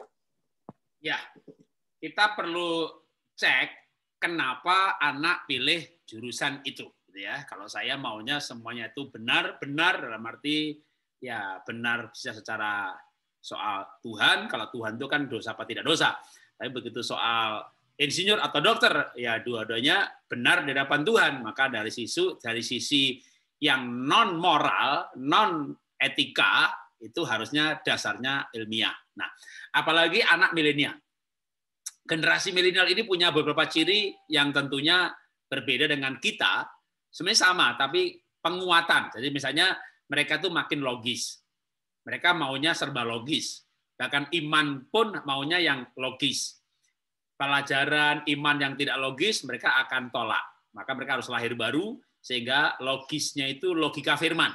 Kalau mereka lahir baru nanti selama ada ayatnya. Dan mereka cenderung menolak yang tidak ada ayatnya. Jadi itu milenial. Nah, sama juga nasihat-nasihat dalam hal jurusan. Kalau mereka karena utamanya logis, maka kita harus mengikuti dengan saran-saran yang logis. Tapi kalau kebetulan anak kita malah yang tidak logis, dalam arti tidak ilmiah. Nggak ilmiah itu gimana? Misalnya anak kita ngotot ngambil jurusan animasi atau robot, atau mungkin ngambil jurusan IT, coding gitu ya, yang kita nggak ngerti biasanya gitu. Tapi kita tanya, kenapa kamu ngambil hal itu? Ya temanku semuanya ke sana. Udah, jangan direstui. Kenapa?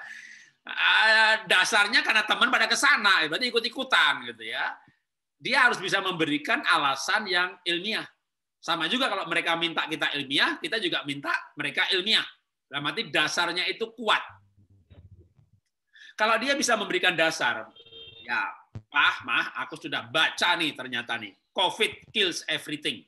Ini loh Mah, Pak, pekerjaan yang bakal nggak ada di muka bumi.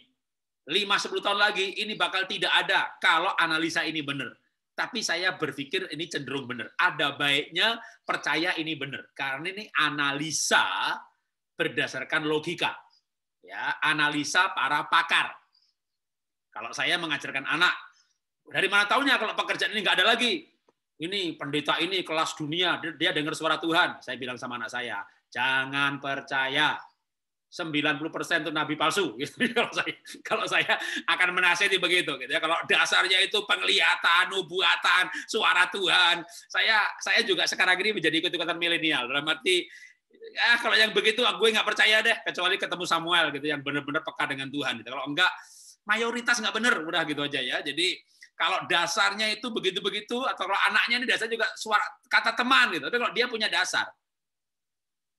dasarnya ini sebuah analisa Papa Mama. Bahwa dunia itu bergeraknya begini.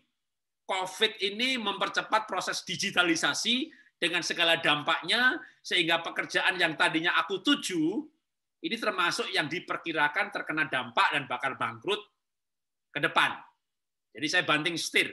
Nah kalau dasarnya kuat, ya analisa yang memang belum tentu benar juga. Tapi saya lebih percaya analisa para ilmuwan pada bidangnya masing-masing, ya, daripada yang bukan bidangnya. Kalau pendeta itu yang ngomong dosa apa tidak, itu aja. Ini dosa, ayatnya ini, jangan gitu. Tapi kalau nggak ngerti ekonomi, jangan ngomong ekonomi. Nggak ngerti politik, jangan ngomong politik, gitu ya. Yang pada bidangnya, nah itu kita mulai setuju. Apalagi dia bisa tambahkan, Pak Ahmad, yang bakal tutup setahun-tahun depan itu ini. Tapi jangan khawatir, Pak Ahmad. Bisnis yang masih hidup juga banyak. dari yang diperkirakan justru akan maju, ini. Dari situ yang aku mampu, yang aku cocok, yang aku senang. Nah, itu aja sudah alasan yang baik. Tergantung si otaknya tadi. Dari yang bisa, ya dari yang akan sukses ini Pak, gitu ya. Nih buktinya nih, platform ini maju, dia bisa kasih contoh. Dari jenis pekerjaan itu yang aku senang. Nah tadi karena otaknya senang tadi kan, ini berarti orang nih anak nih keputusannya senang.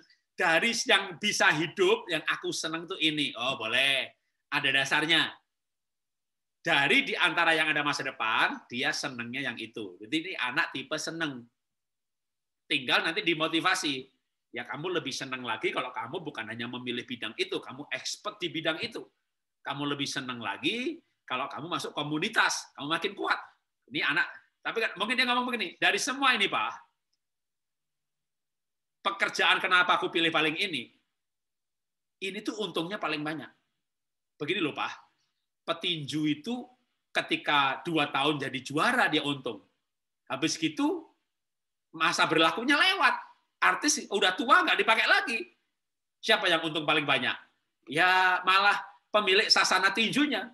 Jadi walaupun aku hobinya tinju, senangnya tinju, tapi aku sekolahnya ekonomi supaya bisa kelola sasana tinju. Karena itu yang paling untung.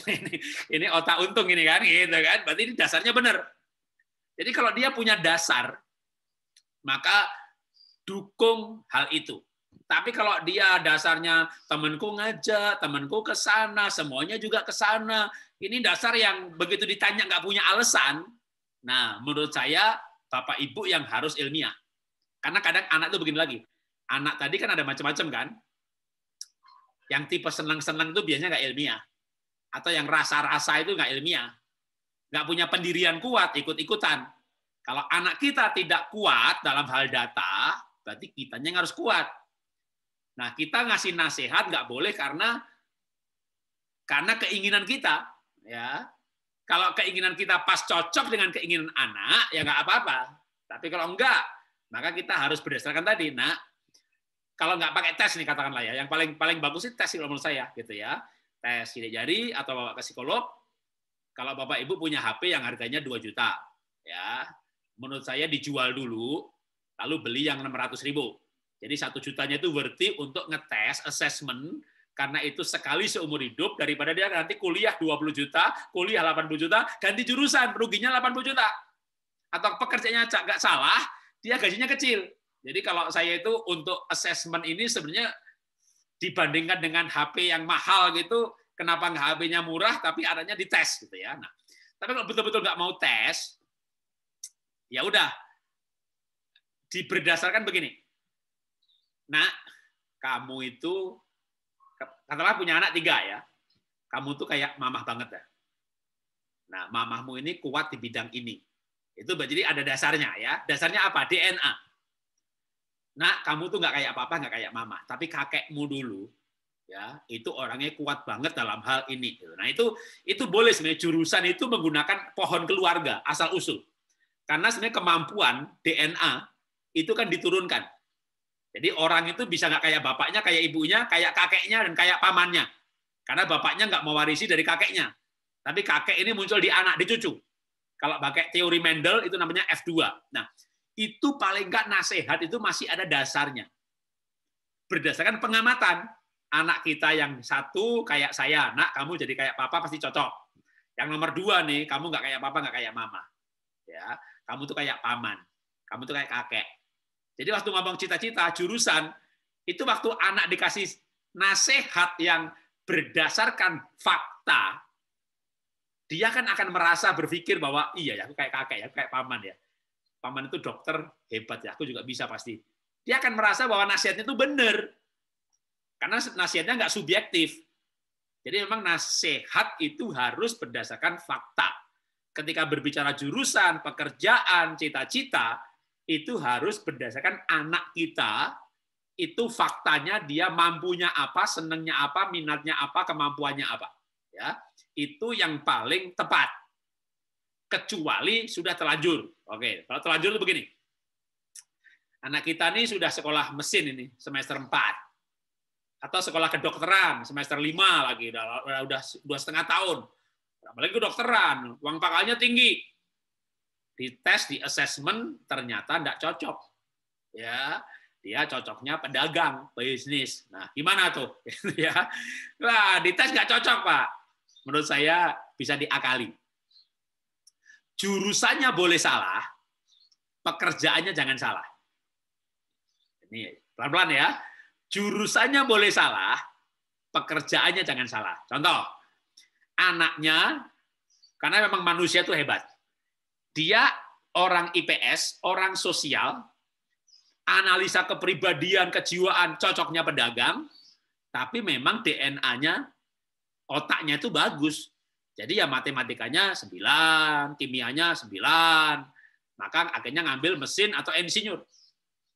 Tapi dari hasil asesmen, cocoknya pedagang. Apa pindah ekonomi ya?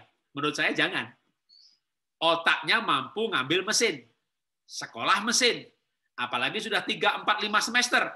Saran saya, lanjutkan mesin, sekolah mesin, sampai jadi sarjana mesin. Jadi sekolahnya sama dengan kemampuan otaknya.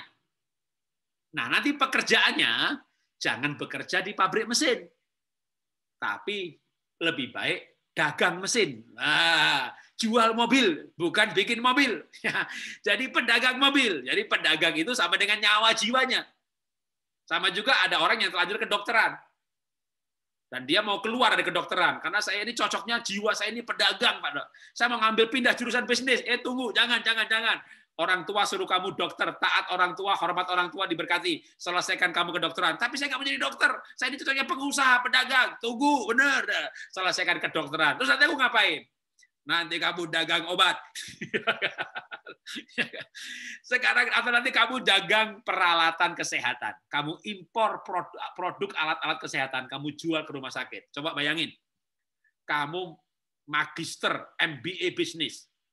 Jual alat kesehatan. Kamu punya saingan seorang dokter yang juga jualan alat kesehatan.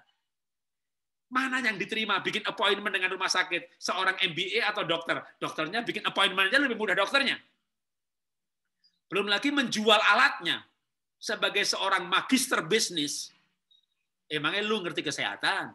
Lu ngertinya cari untung. Tapi barang ini bagus apa tidak? Jadi sebenarnya jual alat kesehatan, jual obat, jual produk alat-alat rumah sakit dengan titel seorang dokter masih lebih bagus. Dan kamu sekolah bisnis, nanti mau bisnis apa? Ya kan?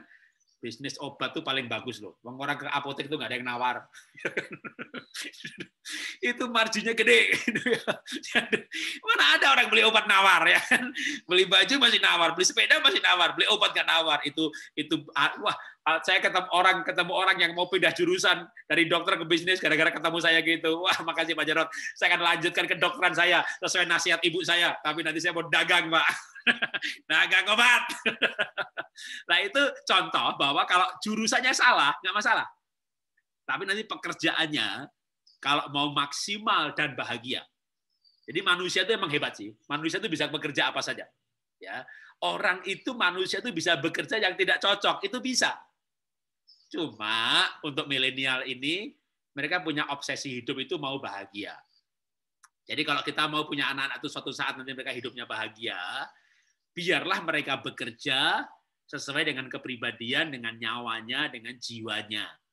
Ya, jangan kita ini orang tua yang bangga dengan penderitaan. Ya, kita ini baby boomer ini bangga dengan penderitaan. Nah, dulu waktu papa kecil sekolah jalan kaki ya jelas lu gak ada mobil ya kan, kayak gitu tuh gak usah dibandingin. Itu anak ngomong apa sih gitu ya. Atau kalau enggak kita ini bangga apa? Lihat nih papa mama nih kerja keras gitu. Milenial tuh mengamati. Kenapa orang tua kerja keras? Karena salah jurusan. Jadi orang-orang yang sekarang umur 50 tahun ke atas, 40 tahun ke atas, itu ada yang dokter, jadi agen properti, sarjana hukum, jual bakmi, insinyur, jadi pendeta, itu lebih dari 50% ya. Jadi ya tentu aja pekerjaannya keras, pekerjaannya nggak pakai otak isinya beda sama apa yang dilakukan. Jadi generasi saya ini generasi salah jurusan. Nah, milenial tentu tidak mau mengulangi orang tuanya yang kerja keras, bukan karena produktif, gitu ya.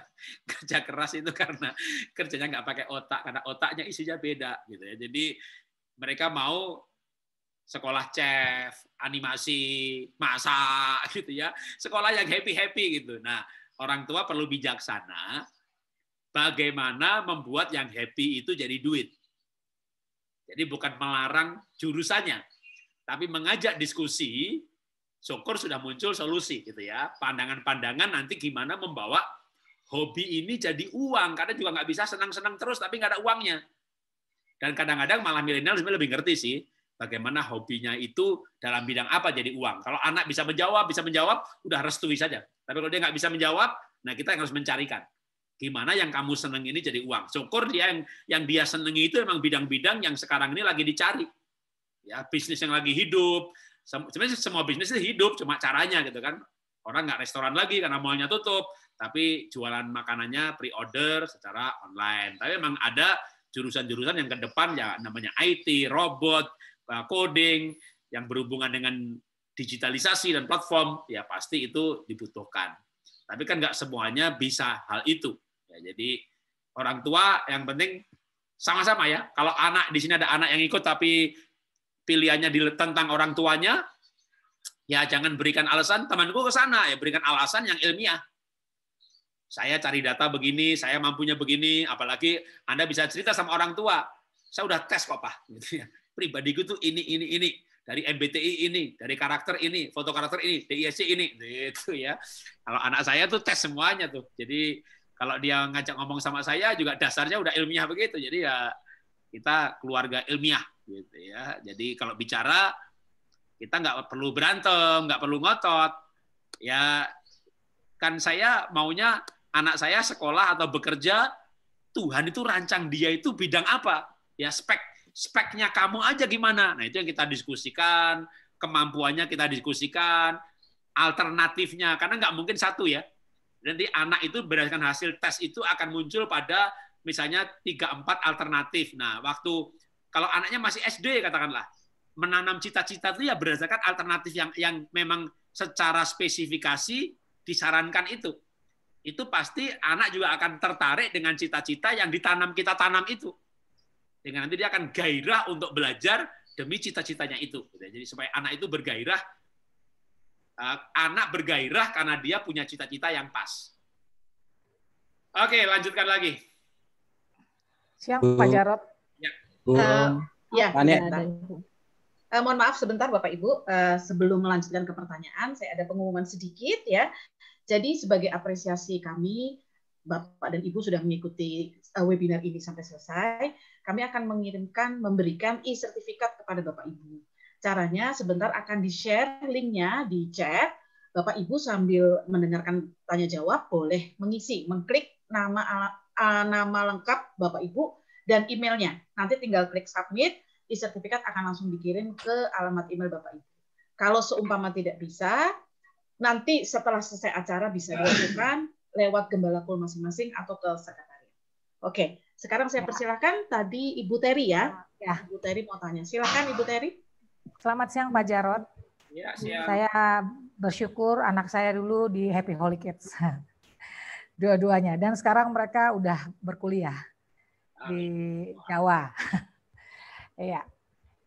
Begini Pak Jarot yang saya mau tanyakan, saya masih punya anak kecil juga satu, kelas 5 SD. Nah saya pengen tahu tuh secara praktis untuk mengetahui bagaimana bahasa kasih anak gitu ya, bahasa kasih siapapun lah di sekitar kita sehingga kita mudah mendekati mereka. Itu satu. Terus yang kedua, yang kita bisa tahu ini praktisnya aja Pak, kira-kira saya bisa lihat dari mana gitu. Karena kadang-kadang kalau lewat pengamatan makin baca makin ruwet saya. Saya kebetulan tipikal orangnya juga yang kalau baca tuh malah jadi bingung gitu. Terus sama yang ini juga Pak, yang tadi tentang how you make a decision, otak, masalah otak itu juga. Itu bagaimana kita bisa tahu ya, secara mudahnya aja sih praktisnya itu kira-kira seperti apa. Itu kira-kira Pak Jarot, terima kasih banyak Pak. Ya, bahasa cinta kalau pakai yang Korintus 13 itu kan panjang banget ya, ada 9. Kalau mau pakai yang simple, yang Gary Chapman kan cuma ada 5. Nah, yang 5 itu yang lebih sederhana. Bahwa bahasa cinta itu ada kata-kata dorongan atau pujian, lalu pemberian barang, ya, pengabdian, kebersamaan yang berkualitas, sama dengan keintiman biologis. Jadi 5 bahasa cinta menurut Gary Chapman gitu ya. Kalau saya baca Alkitab sebenarnya lebih banyak lagi, tapi udah pakai 5 ini aja yang makin supaya lebih simpel. Nah, ya sebenarnya kalau bukan tes ya pengamatan ya, cuma 2 itu ya. Kalau dites kan ketahuan bahasa cintanya ini. Dan pengamatan pun juga sebenarnya sederhana kok. Pengamatan dan nyoba itu nggak sampai kayak orang jangan nyoba jurusan kayak kuliah, kan kuliah itu 4 tahun, 2 tahun ketahuan salah. Nah, kalau bahasa cinta ini kan nyobanya bisa dalam hitungan hari. Ya, dalam arti, sedangkan kita tinggal bersama keluarga itu kan puluhan tahun. Anak sekarang kita lahirkan, menikah umur 25 tahun. Kita menikah usia 25, mati umur 75, 50 tahun tinggal bersama. Kalau kita bisa mengamati selesai 6 bulan aja udah cepat banget.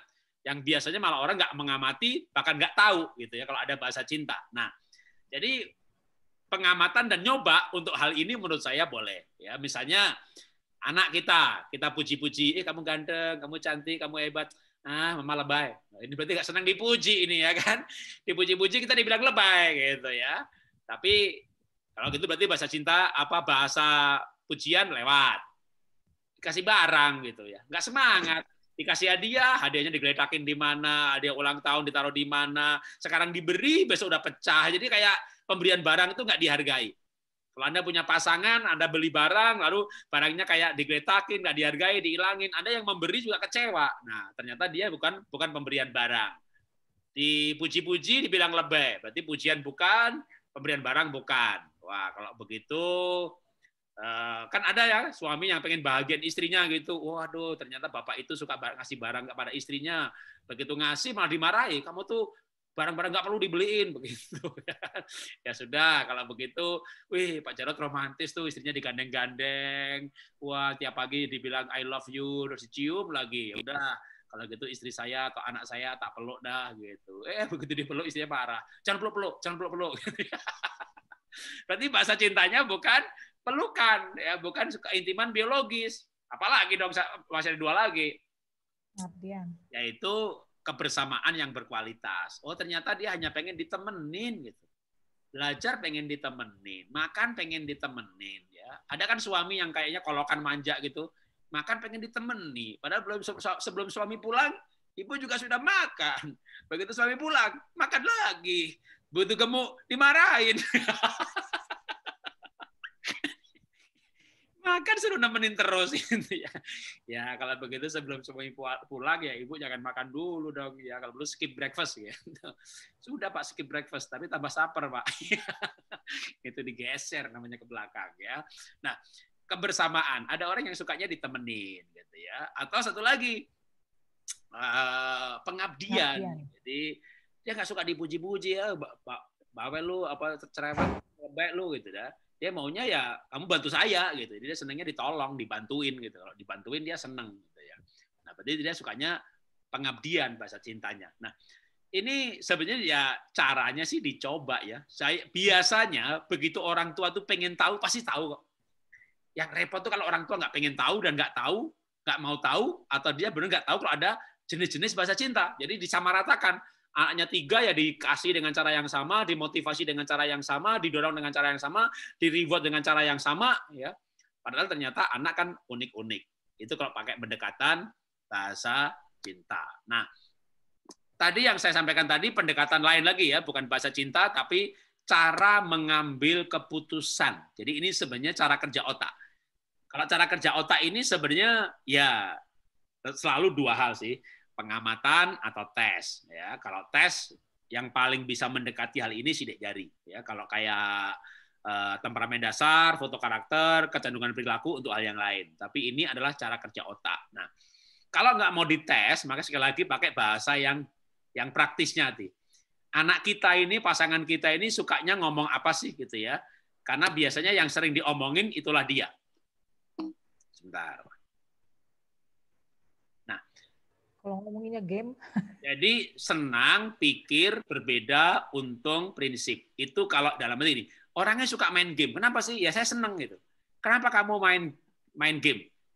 Ya kan yang penting oh berarti dia prinsip, yang penting. Prinsip pokoknya yang penting. Jadi itu orang mengambil kalau suka game, suka nyanyi itu kan hobi. Ya, ini kita bicara seseorang itu mau ngambil keputusan, itu dasarnya apa? Ini sebenarnya dari keunikan otak kita gunakan untuk komunikasi ataupun memotivasi. Jadi sebenarnya ini bagian dari asesmen sidik jari, dari situ muncul gaya pengasuhan. Jadi supaya gaya pengasuhannya tepat. Nah, ini adalah cara seseorang mengambil keputusan. Itu kalau dalam bicara parenting berarti anak kita gitu ya. Kalau misalnya main game, nyanyi, musik, seni, itu kan bukan mengambil keputusan. Itu adalah hobi atau minat bakat. Jadi sekarang ini, dia anak yang tipenya itu tadi saya bilang, untung. Nah, makanya mau menasihati anak yang hobinya main game, tapi dia tipe untung. Kita mau suruh dia, kayak anak saya kan nomor 2, waktu itu pernah game adiktif. Si Bena itu pernah hampir nggak naik kelas, gara-gara main game. Nah, kita nyaraninya, Ben, kalau kamu tuh les matematika, ya untungnya itu kamu bisa logikanya kuat. Sedang main game itu kan harus logikanya kuat. Kalau kamu mau jadi gamer, ya papa mau tuh kamu jangan tanggung-tanggung. Kamu harus jadi gamer profesional.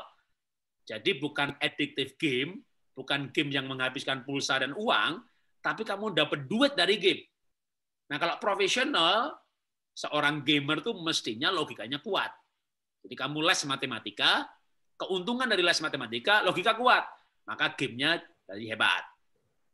Nanti kamu kuliahnya game maker. Kalau kamu bisa membuat game, keuntungan seorang game maker adalah kamu mengerti bagaimana sebuah game itu sebenarnya bekerja, bagaimana naik level. Nah, kamu kan kuliahnya game maker, jadi kamu mengerti sebenarnya game itu naik level tuh gimana sih ngaturnya. Nah, kamu kuliah game maker tuh hanya dalam rangka mau jadi seorang gamer. Jadi kamu nanti pasti jadi gamer yang luar biasa.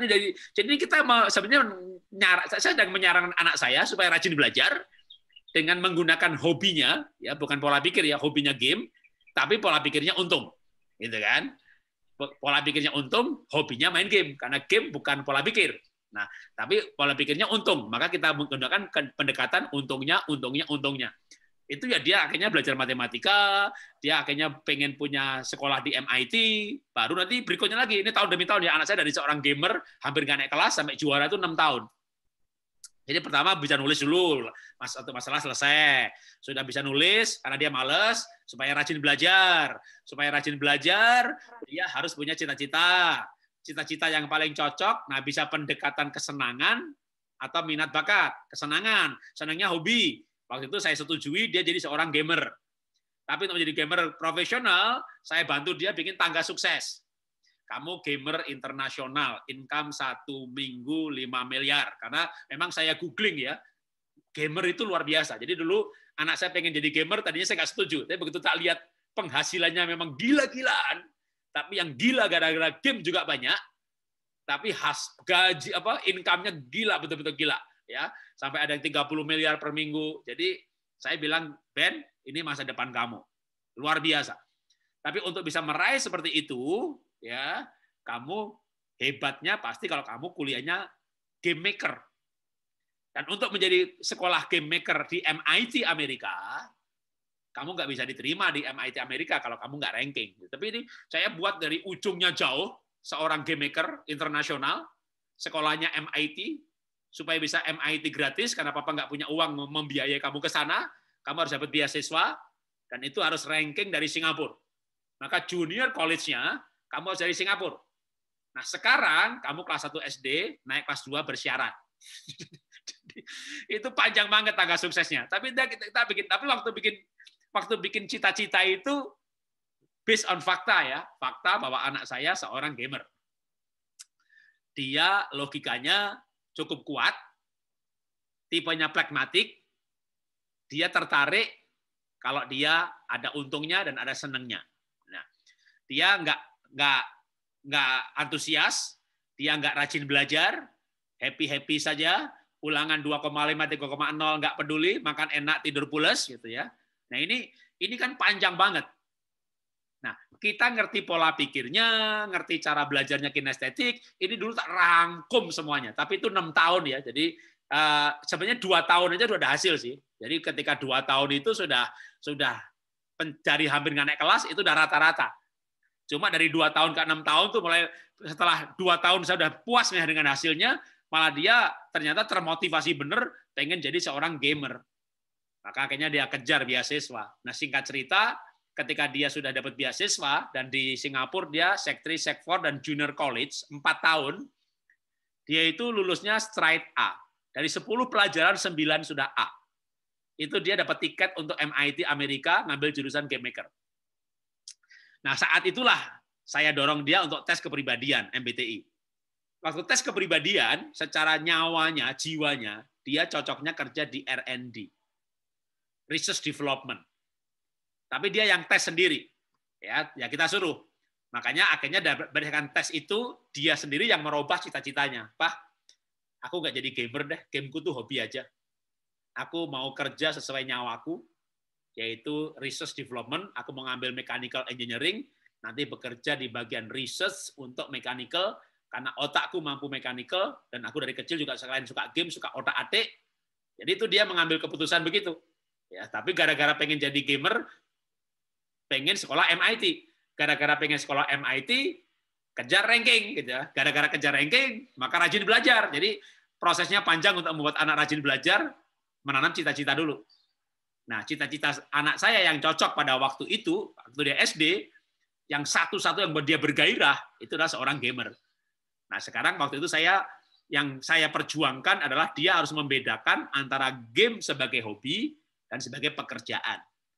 Jadi ketika dia sudah konsepnya udah sama, game sebagai pekerjaan, udah tak dorong dia ya, untuk menjadi gamer. Nah, ternyata begitu dia kenal dirinya sendiri, maka tugas orang tua itu kan membantu anak mengenal dirinya. Ketika anak mengenal dirinya, aku gamer memang mampu, tapi nyawaku, pribadiku ini cocoknya research development. Akhirnya dia sendiri yang merubah cita-citanya. Ambil mechanical engineering, dan sekarang bekerja tepat seperti jiwanya, dia sekarang kerja di Schaeffler, perusahaan Jerman, mengenai bearing, dan lain-lain, yang research-nya di Singapura. Pabriknya di Cina, tapi pusatnya di Jerman. Nah, sekarang dia bekerja di Singapura di pusat research untuk bearing. Nah, itu dia udah kerja kan udah 3 tahun sekarang ini ya. Dia happy banget tuh sampai sekarang dia happy kerjanya. Kenapa? Karena sama dengan pribadinya. Jadi kembali lagi, bahasa cinta digunakan untuk memotivasi. Bahasa cinta digunakan untuk berkomunikasi. Dan bahasa cinta ini ketika ditemukan, tentu kita akan menjadi komunikator atau motivator bagi anak ya yang lebih efektif. Jadi selama kita mau nyari aja ya pengamatan ditambah dicoba gitu ya. Oh efektif. Nah biasanya jarang ada orang yang tunggal.